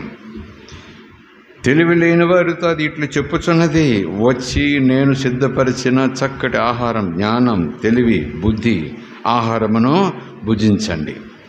నేను కలిపిన ద్రాక్షరసమును పానము చేయడి. ఇక జ్ఞానము లేని వారై ఉండక జ్ఞానము కలిగి బ్రతకండి. తెలివి కలగజేయు మార్గములో చక్కగా నడవండి. తెలివి చక్కటి మార్గంలో నడిపిస్తుంది. నడిచే కొద్దీ తెలివి పెరుగుతుంది. చూడండి, తెలివి చక్కటి మార్గంలోకి తీసుకెళ్తుంది. ఆ తెలివి తీసుకెళ్ళిన మార్గంలో మనం వెళ్ళే కొలది తెలివి పెరుగుతుంది. స్తోత్రం కలుగును గాక. తెలివి కలగజేయు మార్గంలో చక్కగా నడవండి. అపహాసకులకు బుద్ధి చెప్పువాడు తనకే నింద తెచ్చుకును. చూశాను కదా ఇందాక, పిల్లోడు, పెద్దోడు, చిన్నోడు, పక్కింట్లో ఓడో, ఆ పక్క వీధిలో ఓడో, లేదా ఎక్కడో బస్ స్టాండ్లో ఉండి ఏదో అల్లరి చేస్తూ ఉంటే ప్రయాణికుడిగా పెద్ద ఆయన ఉన్నాడు, పోకిరి వేషాలు బస్ స్టాండ్లో వేస్తూ ఉంటే, నువ్వు చదువుకోవడానికి వచ్చావా, ఏ ఊరు అబ్బాయి, ఏంటి ఈ సంగతులు, ఏంటి అల్లరేంటి అని చెప్పితే అవతలవాడు బుద్ధిహీనుడు, అవతలవాడు మూర్ఖుడు, అవతలవాడు లోబడినవాడు, అవతలవాడు కఠిన హృదయం కలిగినవాడు, భక్తిహీనుడు అపహాస్యం చేస్తాడు నిన్ను. కనుక అలాంటి వాళ్లకు నువ్వు బుద్ధి చెప్పామనుకో, నీకు నువ్వే నింద తెచ్చుకుంటావు. భక్తిహీనులను గద్దించువానికి అవమానమే కలుగుతుంది. అపహాసకుని గద్దించకు, గద్దించిన ఎడలవాడు నిన్ను ద్వేషిస్తాడు. జ్ఞానం కలవాన్ని గద్దించావనుకో, వాడు నిన్ను ప్రేమిస్తాడు. అన్నా థ్యాంక్ యూ, నన్ను కరెక్ట్ లైన్లో తీసుకొచ్చావు, థ్యాంక్ యూ, మర్చిపోలేను, నీ రుణం తీర్చుకోలేను. అజ్ఞానం కలిగిన వాడు మార్గం తప్పిపోయినని తెలిసిన తర్వాత పశ్చాత్తాపం కలగజేసే ప్రయత్నం మరొక సహోదరుడు చేసిన తర్వాత, ఆ వ్యక్తి కొరకు ప్రార్థన చేసి ఉపవాసం ఉండి లైన్లో తీసుకొచ్చిన తర్వాత ఈ వ్యక్తి ఇలా కృతజ్ఞత చెప్తాడు, థ్యాంక్ యూ, నువ్వు పట్టించుకుని ఉండకపోతే, నన్ను ప్రార్థన చేసి ఇలా తీసుకొచ్చి ఉండకపోతే ఏమైపోయేవాడు, థ్యాంక్ యూ. జ్ఞానము కలిగిన వాడు గద్దింపుని ఆహ్వానిస్తాడు, సహించుకుంటాడు, ఆనందంతో స్వీకరిస్తాడు. కానీ భక్తిహీనులు గద్దించిన వానికి అవమానమే కలుగుతుంది.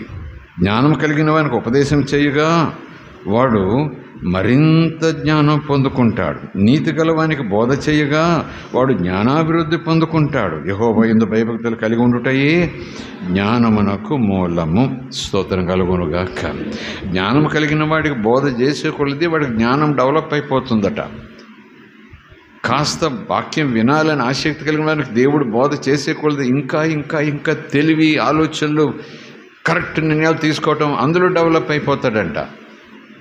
కానీ క్రమం అంటున్నారు, ఇలా అంటున్నారు, అలా అంటున్నారు, వాక్యంలో ఇలాగుంది, అలా చేస్తే నేను ఎలా డెవలప్ అవుతాను, అలా ఉంటే నా స్నేహితులు ఎలా నాతో డెవలప్ అవుతారు, ఎలా ఉంటే నా బంధువులు ఎలాగా అని అనుకుంటే ప్రభు అంటాడు, నువ్వు డెవలప్ అవ్వవు. జ్ఞానము నీకు రాదు, తెలివి నీకు రాదు అన్నట్టుగా. అందుకనే ఈ భక్తుడు పౌలు అంటున్నాడు, మరియు శరీర సంబంధులైన తండ్రులు మనకు శిక్షకులై ఉన్నారు. 9వ వచనం, శరీర సంబంధులైన తండ్రులు మనకు శిక్షకులై ఉన్నారు. సో మొట్టమొదటి తరగతి ఇల్లే. పిల్లలకు మొట్టమొదటి టీచర్స్ ఎవరు? అమ్మ నాన్న. ఈ మధ్యాహ్నం మళ్ళా ప్రభు నీ వైపు నా వైపు సూటిగా చూస్తూ, నీ పిల్లలకు నువ్వు టీచర్గా ఉన్నావా, పాఠాలు చెప్తున్నావా అంటే పుస్తకం పాఠాలు కాదండి, మర్యాద, మన్నన, బుద్ధి, ఆలోచన, తెలివి. 6 గంటలకు 10 కేజీల పుస్తకాలు సంచి భుజాన పడేసి బస్సులో పడేస్తాం కుదిపి. వేడివేడిగా బాక్సులో పెడతాం, కానీ వాడు తినే టైం 1 గంటకి. అది ఆ రొట్టె మిక్క అయిపోద్ది 1 గంటకి. మళ్ళీ ఇప్పుడు అందరినీ దింపుకుంటూ 8ంటికి వస్తాడు, అలిసిపోయి సొమ్మసిల్లిపోయి తూగిపోతూ వస్తాడు పిల్లోడు. ఆ నిద్రలోనే 4 ముద్దలు పెట్టేసి హోంవర్క్ తీరా అంటాం, చేయరా అంట. వాడు చేయకపోతే నేనే ఎడం చేత్తో చేసేస్తా. కుడి చేత్తో చేస్తే నా రైటింగ్ వచ్చేస్తుంది కాబట్టి ఎడం చేత్తో వాడికి అంకర వెంకరి అలా హెల్ప్ చేసేస్తా. మళ్ళీ పొద్దుట 6 గంటకి లే లే లే అంటూ నేనే బ్రష్ చేసి నేనే మొహం కడిగి అలా బస్సులో కొదేస్తా. చాలా ఫాస్ట్గా వెళ్ళిపోతుంది లోకం. తల్లిదండ్రులు ఆలోచన చేయాలి. 5 గంటలకు లేచి బస్సులో కూర్చోబెడుతున్నాను, మళ్ళీ రాత్రి 9ంటికి వస్తున్నాడు. పెద్ద కాలేజీ, ఇంత అంతా గొప్ప ఇంటి వాళ్ళందరూ చదువుకుంటారు, కార్లు ఉన్న వాళ్ళందరూ చదువుకుంటారు. 50 ఏళ్ళు అయితేనే ఆలోచన చేయి. ఖచ్చితంగా ప్రభు సన్నిధిలో చాలా సందర్భాల్లో నేను ఏడుస్తాను ఈ సన్నివేశాన్ని బట్టి. ఆ రోజు నేను దేవుని సన్నిధిలో ఈ ఆలోచనతో పిల్లలను హాస్టల్లో పెట్టాను తప్ప మరొక ఆలోచన కాదు. గుంటూరు నల్లపాడు లైల పబ్లిక్ స్కూల్లో. ఎందుకంటే 6-7 తరగతులు లేదా 3-4 తరగతులు ఇక్కడుంటే బంధువులు, స్నేహితులు ఇక్కడ అక్కడ ఏదో వాళ్ళకేదో చెప్తుండాలి. అప్పుడే ప్రభులోకి వచ్చి ప్రభులు ఎదుగుతూ సేవకు సిద్ధపడుతున్నాను కనుక, బాగా మొహమాటం ఉండే వ్యక్తి స్థితిలో నేను ఉన్నాను కనుక హాస్టల్లో చదువుకుంటాడు. ఈ గొడవలకు, ఈ పండగలకు, వీటన్నిటికీ దూరంగా ఉంటాడు. ఆ 3-4 నెలలు, నెల 2 నెలలు దగ్గర ఉంటాం, అన్నీ కావాల్సినవి ఇస్తాం, సంతోషంగా ఉంటాం.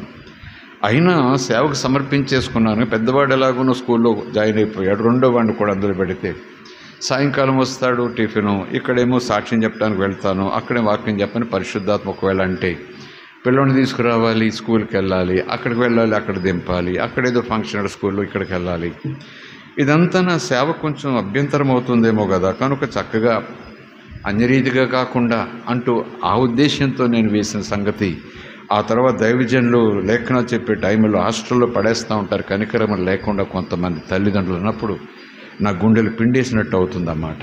ప్రభు దగ్గర అప్పుడప్పుడు ఏడుస్తుంటా, నన్ను క్షమించమని.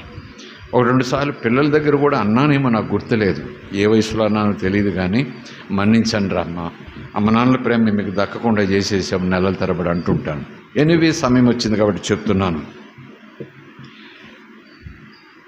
ప్రభు కోసం పెంచుదాం, ప్రభులో పెంచుదాం. లోకం నాశనానికి పోతుంది, లోకం నాశనానికి పోతుంది. మనం జ్ఞానం కలిగిన తల్లిదండ్రులుగా ఉందాం. స్తోత్రం కలుగునుగాక. జ్ఞానం కలిగిన వారిగా ఉందాం. అన్ని రకాల లైఫ్ స్టైల్ వాళ్ళకి అనుభవంలో తీసుకొద్దాం.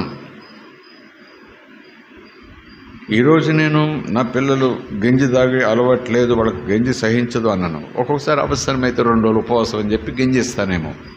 గంజి టేస్ట్ కూడా వాళ్ళకి తెలిస్తే ఇప్పుడు ఒక్కొక్క చోటకి వెళితే వాళ్ళు గంజి దొరికితే ఆదేవానికి స్తోత్రం అంటారు, ఏడుస్తూ కూర్చోరు. నా ఇంట వంట లేదంటూ కూర్చోరు. నేనంటాను, నేను అనుకున్నాను నా పిల్లలు, కడుపున పుట్టిన పిల్లలు నాకన్నా గొప్ప సేవ చేయాలని కోరుకుంటున్నాను. ఈరోజు అక్కడక్కడ ఉన్నారు, కానీ వచ్చినప్పుడల్లా దైవజనులు చెప్తాను, నా పిల్లలు సేవలోకి రావాలి. నా పిలుపుతో రావటానికి వీల్లేదు. నా పిలుపుతో వస్తే నా సేవ అవుతుంది, దేవుని పిలుపుతో వస్తే దేవుని సేవ అవుతుంది. దేవుని మానికి స్తోత్రం. నాన్న సేవ చేస్తున్నామని చెప్తారు సాక్ష్యం, కానీ నువ్వు పిలిస్తే ప్రభువా దేవుని సేవ చేస్తున్నామని చెప్తారు. స్తోత్రం కలుగునుగాక. ఆ తాత్పర్యంతోనే వేచి ఉన్నా, ఆ తాత్పర్యంతోనే వాళ్ళకి అప్పుడప్పుడు జ్ఞాపకం చేస్తుంటా. దేవుని చిత్తం కనిపెట్టండి, అవుననటానికి రెడీగా ఉండండి. దేవుని సేవ గొప్ప భాగ్యం.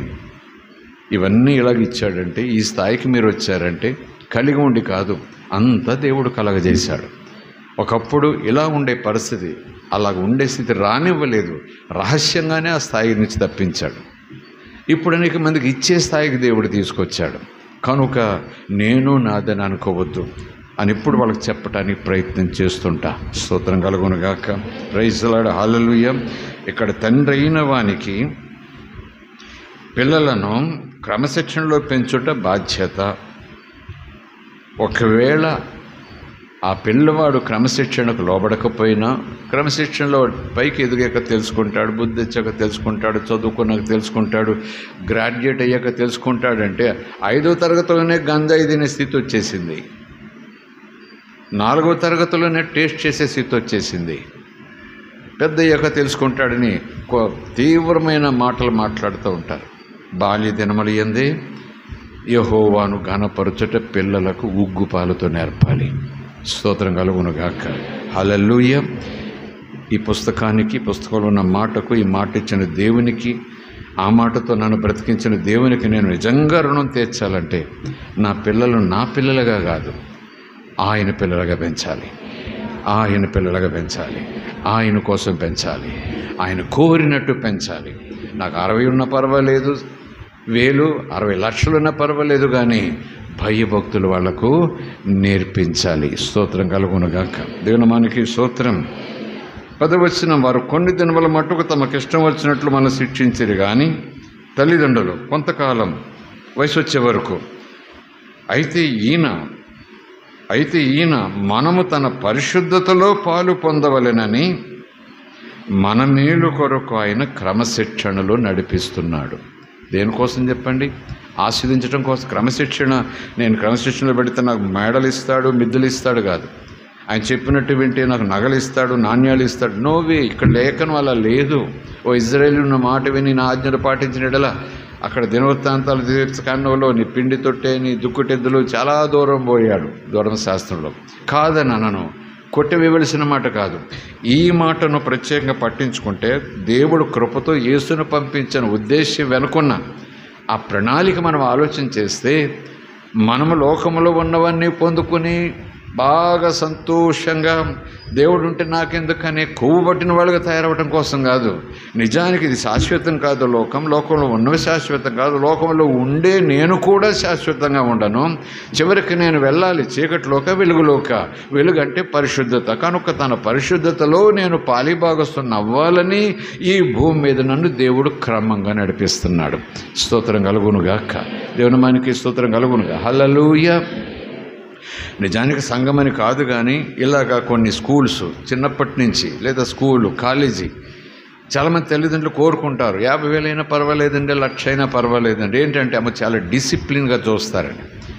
పురుగుల లోపలికి రానివ్వరండి. సాయంకాలం 6 అయితే బయటకు వెళ్ళనివ్వరండి. సెల్ ఫోన్ అంటారా, వేళ్ల మీద దెబ్బలేస్తారండి. కూర్చోబెట్టి చదివిస్తారండి. అమ్మనాలు వచ్చినా సరే, ఏంటి రోజు వస్తారు మీరు, పిల్లడు బెంగ పెరిగేలాగా నెలకోసారి రండి, అస్తమానం ఫోన్ చేయకండి అని కూడా చెప్పేస్తారండి. అమ్మో, నెంబర్ 1 డిసిప్లిన్ అండి.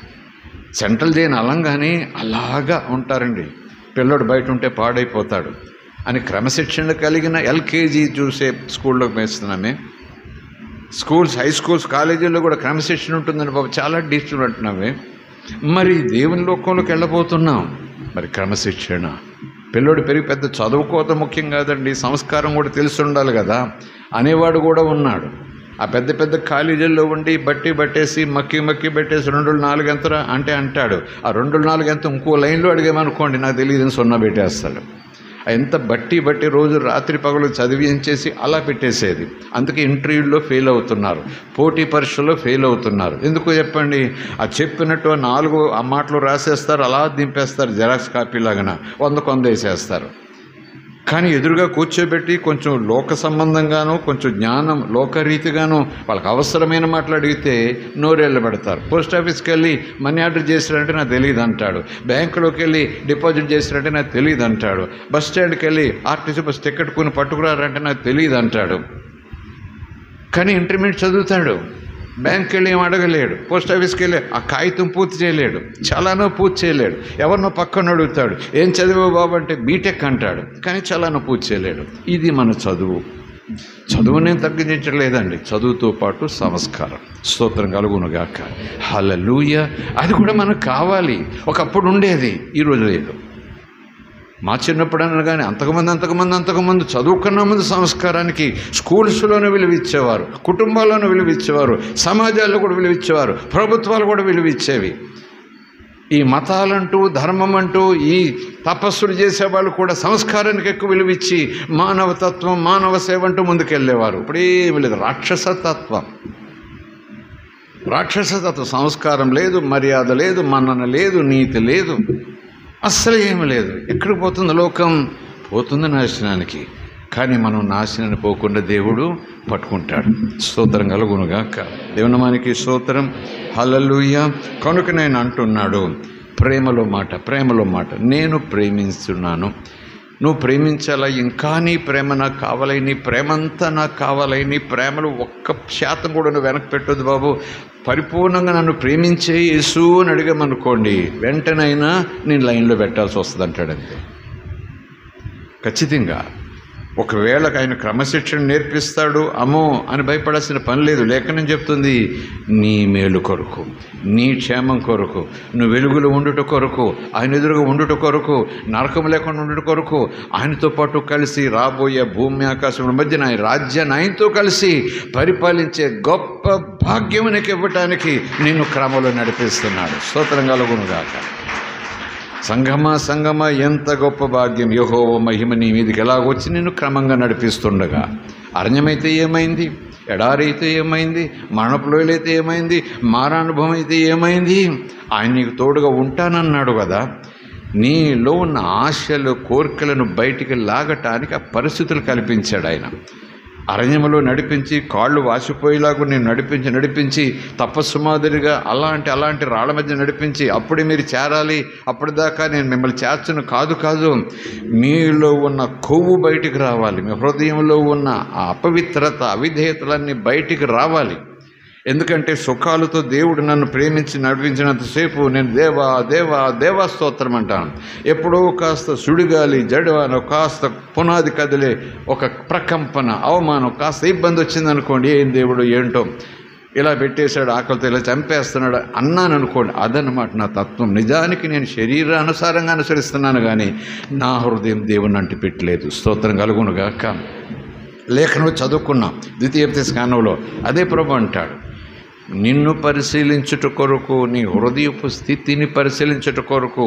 ఆయన అలాగ తీసుకెళ్ళటం నిజాన్ని హృదయం తెలియక కాదు, నీలో ఉన్న స్థితిని బయటకు తీసుకొచ్చి, ఒరే బాబు నువ్వు నన్ను వెంబడిస్తున్నావుగా, నీలో ఇన్ని కోరికలు ఉన్నాయి, నీలో ఇన్ని లోకాశలు ఉన్నాయి, నువ్వు నన్ను వెంబడిస్తున్నావు, కానీ నా దగ్గర నుండి వెండి బంగారాల కోసం వెంబడిస్తున్నావు. నా మీద ప్రేమతో కాదు, నా దైవత్వం మీద ఆశ ఉండి కాదు, నా దైవతత్వాన్ని ఆస్వాదించటానికి కాదు, నిజానికి నన్ను వెంబడించేది నీకు వెండి కావాలి, బంగారం కావాలి, మేడలు కావాలి, మిద్దెలు కావాలి, పదవులు కావాలి, హోదాలు కావాలి. అందుకే ఆయా సందర్భాల్లో ఈ మలుపు, ఆ మలుపు, ఆ మలుపు నీలో ఉన్న నిజమైన నిన్ను బయటకు తీసుకొచ్చి చూపిస్తాడు. ఇంత పగుంది, దేవుని మీద ఇంత సనుగుడుంది, నీలో ఇంత లోకాశ ఉంది, నీలో ఇంత లోకతత్వం ఇమిడిపోయింది. అది ఎప్పుడొచ్చింది? ఈ సుడిగాలి, పెనుగాలి ఇలా కొట్టేటప్పటికీ గుల్లమన్నారంతే ఇజ్రాయేలు కూడా. నడిపించేవాడు అలాంటి వాటి గుండా నడిపిస్తాడంటే నేనేమై ఉన్నానో నా కళ్ళ ముందు పెట్టి, ఇవి కాదు నాకు నిత్యత్వం నడిపించే యేసయ్య వెనకాల వెళుతున్నాను, ఇవన్నీ తాత్కాలికమే. అవమానాలైనా, సన్మానాలైనా, దోషణలైనా, వెలువేటాలైనా, శ్రమలైనా, ఇబ్బందులైనా, సుఖాలైనా, భోగాలైనా, పదవులైనా, హోదాలైనా, వాహనాలైనా, ఏమున్నా ఏమి లేకపోయినా నేను యేసులో ఉన్నాను, యేసు వెనక పోతున్నాను, అన్నీ ఆయన చూసుకుంటాడు. ఒక్కో రోజు ఆయనతో సదాకాలం ఉండాలి. స్తోత్రం కలుగును గాక. ప్రైజ్ ది లార్డ్, హల్లెలూయా. ఆ తాత్పర్యంతో మనం ఉండాలి. సో దేవుణ్ణి ప్రేమించేవారిని దేవుడు కాదు, దేవుడు ప్రేమించేవారిని తప్పక దేవుడు క్రమశిక్షణలో పెడతాడు. ఆ క్రమశిక్షణలో పెడుతున్నాడు అనేది నాకు ఎలా తెలుసు? దానికి కొన్ని పాఠాలు ఉన్నాయి. ఇప్పుడు దేవుడు నన్ను క్రమశిక్షణ పెడుతున్నట్టే ఉంది పరిస్థితులు చూస్తుంటే, అంటే దాని పాఠాలు ఉన్నాయి. ఒకరోజు దాన్ని స్టడీ చేసుకుందాం. ఇప్పుడు మన సబ్జెక్ట్ ఏంటంటే, నేను దేవుణ్ణి ప్రేమించాలి. దేవుణ్ణి ప్రేమించేవారు ఇదిగో 1, 2, 3, 8, 9, 10, 11 దాకా వచ్చే 11 అనుకోండి కాసే పాయింట్ ప్రకారం. సో దేవుని ప్రేమించేవారు కూడా దేవుడు క్రమశిక్షణలో నన్ను ప్రేమిస్తూ పెడుతున్నాడు కనుక ఆయన క్రమశిక్షణలో పెడుతుంటే నేను ఆనందించాలి.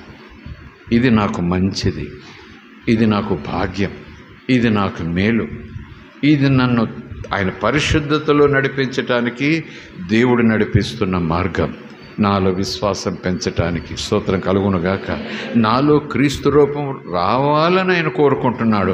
అందుకొరకు ఈ పరిస్థితులను పరమ కుమ్మరిగా ఆయన కల్పిస్తున్నాడు. స్తోత్రం కలుగునుగాక. సో నేను దేవుణ్ణి ప్రేమిస్తున్నట్లయితే ఆయన క్రమశిక్షణలో నడిపించాలని ఆశపడతా. ఆయన క్రమశిక్షణను నేను పూలదండగా స్వీకరిస్తా. ఎందుకంటే ఈ శ్రమల, ఈ లోకరీతి ఇబ్బంది, అవమానములను తృణప్రాయంగా నేను ఎంచుకుంటేనే, అది కూడా ఎప్పుడు ఎంచుకుంటాను? ఈ బంగారము కన్నా నాకు దేవుడు సిద్ధపరిచిన అదేదో బంగారం ముందు చూసారా, ఈ బంగారం ఇంతే, వట్టి పెంట. ఆ బంగారం ముందు చూసారా, అసలు బంగారం అంటే అది అని ఎప్పుడైతే దాని వాల్యూ నేను చూస్తానో, ఈ బంగారం లేదని నేను ఏడవను. అదనమాట. ఈ శ్రమని నేను ఏడవను. ఎందుకంటే నా ముందు ఒక మహిమ ఉన్నది. ఆ మహిమ కోసం నేను పరిగెడుతున్నాను. స్తోత్రం కలుగునుగాక.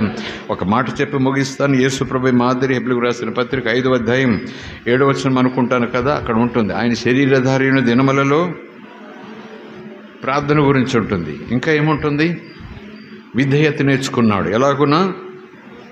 దేని ద్వారా నేర్చుకున్నాడు? సుఖాల ద్వారానా, భోగాల ద్వారానా, సన్మానాల ద్వారానా, ఊరిగింపుల ద్వారానా, రెవరెండ్ ఎవరెండ్ అనే పదవుల ద్వారానా, దేని ద్వారా? శ్రమల ద్వారా విధేయతను. ఎవరికి? తనను మరణము నుంచి తప్పించి మహిమలోకి తీసుకెళ్ళి మహిమలో చోటు ఇవ్వగలిగిన ఆ మహాదేవునికి తనను తాను అర్పించుకొనుట రోజు నేర్చుకున్నాడట. విధేయత నేర్పిస్తుంది క్రమశిక్షణ. ఆయన క్రమం తప్పినవాడని కాదు, శరీరధారిని దినములలో మనవలే శోధించబడ్డాడు. క్రమము తప్పిపోకుండా తండ్రి అదుపాజ్ఞలు నడుస్తూ పరిశుద్ధాత్మ శక్తి అభిషేకంతో అందరికీ విడుదలిస్తూ వెళ్ళేవాడు. స్తోత్రం కలుగునుగాక.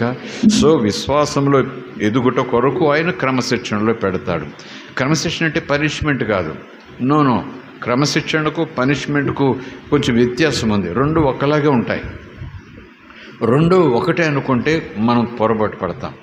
చాలా విషయాల్లో రెండు ఒకటిగానే ఉండొచ్చు. తండ్రి బిడ్డ మీద చెయ్యేసి దెబ్బేస్తాడు.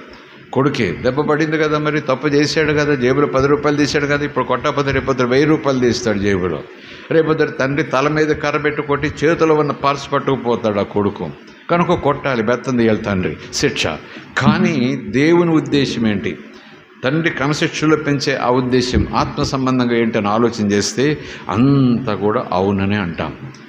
తండ్రి నన్ను నడిపించుట మంచిది, తండ్రి నాకు క్రమం నేర్పించటం మంచిది. ఇంకా చెప్పాలంటే నేను ఎవరికీ లెక్కప్పజెప్పాల్సిన పని లేదనే క్రైస్తవ జీవితం భ్రష్టత్వంలో తీసుకెళ్ళిపోతుంది.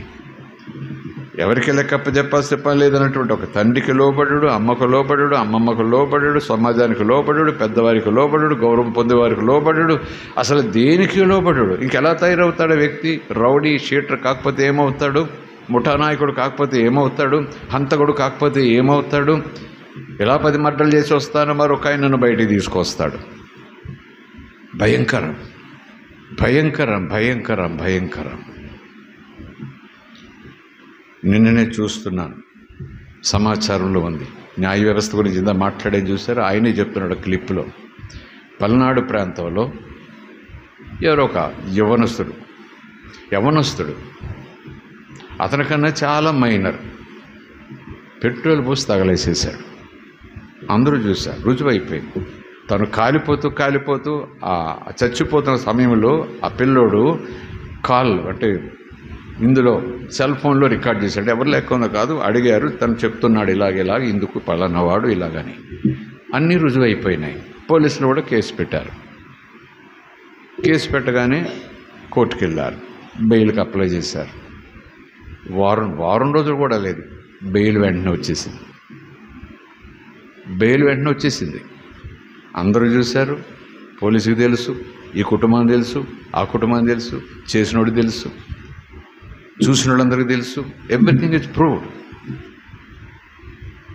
బెయిల్ కావాలన్నాడు, ఏదో వచ్చింది, ఏదో చేశారు, బయటకు వచ్చాడు. బయటకు వచ్చిన తర్వాత మళ్ళీ ఈ పిల్లవాడిని అయితే కాల్ చేశాడు, వాళ్ళ ఇంటికి వెళ్ళాడు. ఈ కుర్రాడు ఏం చేయలేరు. మీరు చూసారా, 4 రోజులు బయటకు వచ్చారు. ఇప్పుడు మీ అంతు చూస్తా, ఒక్కొక్కళ్ళంతు చూస్తా అని బెదిరించిపోయాడు. తప్పక మీ అంతు చూస్తున్నాడు అని చెప్పిపోయాడు. ఇప్పటికీ బతుకున్నాడు బెయిల్ మీద. ఏది లోపమో ఏది తెలియదు, వదిలేసేద్దాం. ఇలా ఉంది సొసైటీ. వ్యవస్థలు కూడా ఇలా ఉన్నాయి. అవునటానికి కాదనటానికి నువ్వు నేను సరిపోం. వ్యవస్థలన్నీ కూడా ఒక రకమైన అక్రమం అధర్మంని కుర్చీలో కూర్చుని పరిపాలిస్తున్నట్టుగా ఉంది, చూస్తూ ఉంటాయి. ఆ కుటుంబం ఏమైపోవాలి? కొడుకును పోగొట్టుకుని తల్లి చెల్లి అందరూ ఏడుస్తూ ఉంటే మళ్ళీ అతడే వెళ్ళి ఏం చేయగలిగారు? మీరు ఏం చేయగలిగారు? నన్ను అంటూ బెదిరించి మరీ వచ్చి ఇంకా ఆ ఊర్లో తిరుగుతున్నాడంటే ఇంకెన్ని చేస్తాడు? ఏమైనా చేస్తాడు. వేదికల మీదకి ఇలా ప్రసంగాలు చేయడంతో సరిపెట్టుకోవటం కాదు. పెద్దలు మారాలి, వ్యవస్థలు మారాలి. పెద్దల మనసులోకి వచ్చిన ఈ దినాల్లో వచ్చిన అధర్మం అనే బూజు వదలాలి. ఒకప్పుడు నీతి నియమం సమాజం గురించి ఆలోచించేసే పెద్దలు ఉండేవారు, పరిపాలకులు ఉండేవారు. పిల్లల భవిష్యత్తును 100 సంవత్సరాల ముందుకు చూస్తూ ఒక సిస్టమ్ను రెడీ పెట్టి పంపించారు. అవన్నీ కూడా తన్ని వాడేశారు అంతే. డబ్బు ఉంటే చాలు, కులం ఉంటే చాలు, పదం ఉంటే చాలు అనే రీతిలో పోతున్న ఈ లోకం, నేనంటాను ఈ లోకం ఉండదు, దేవునికి లోబడదు. ప్రభు చెప్పారు, అస్సలు నాకు లోబడది లోకం. కనుక ఈ లోకం మీద తీర్పు తీర్చే ముందు, నేను తీర్పు తీర్చడానికి వచ్చే ముందు నా పిల్లలు నేను మధ్యాకాశంలో తీసుకుంటా. స్తోత్రం కలుగునుగాక. నా పిల్లలు నేను సిద్ధపరచుకుంటా. మళ్ళీ చెప్తున్నాను, భయపడుతున్నాను అనుకోవద్దు. న్యాయం దొరకదు ఈ లోకంలో. ఇప్పటికీ దొరకదు. నువ్వేం కూర ఉండాలో నీ ఇంట్లోకి వచ్చి చెప్తారు. నువ్వేం బట్టలు వేసుకోవాలో ఇంట్లోకి వచ్చి చెప్తారు. నువ్వు ఎక్కడ కూర్చోవాలో ఎక్కడ పడుకోవాలో నీ ఇంట్లోకి వచ్చి చెప్తారు. లేకపోతే నేను బ్రతకనివ్వని ఏదో పట్టుకుని వస్తారు. నువ్వనే కాదు, మొత్తం ఆ లెవెల్కి వెళ్ళిపోతుంది అంతా కూడా.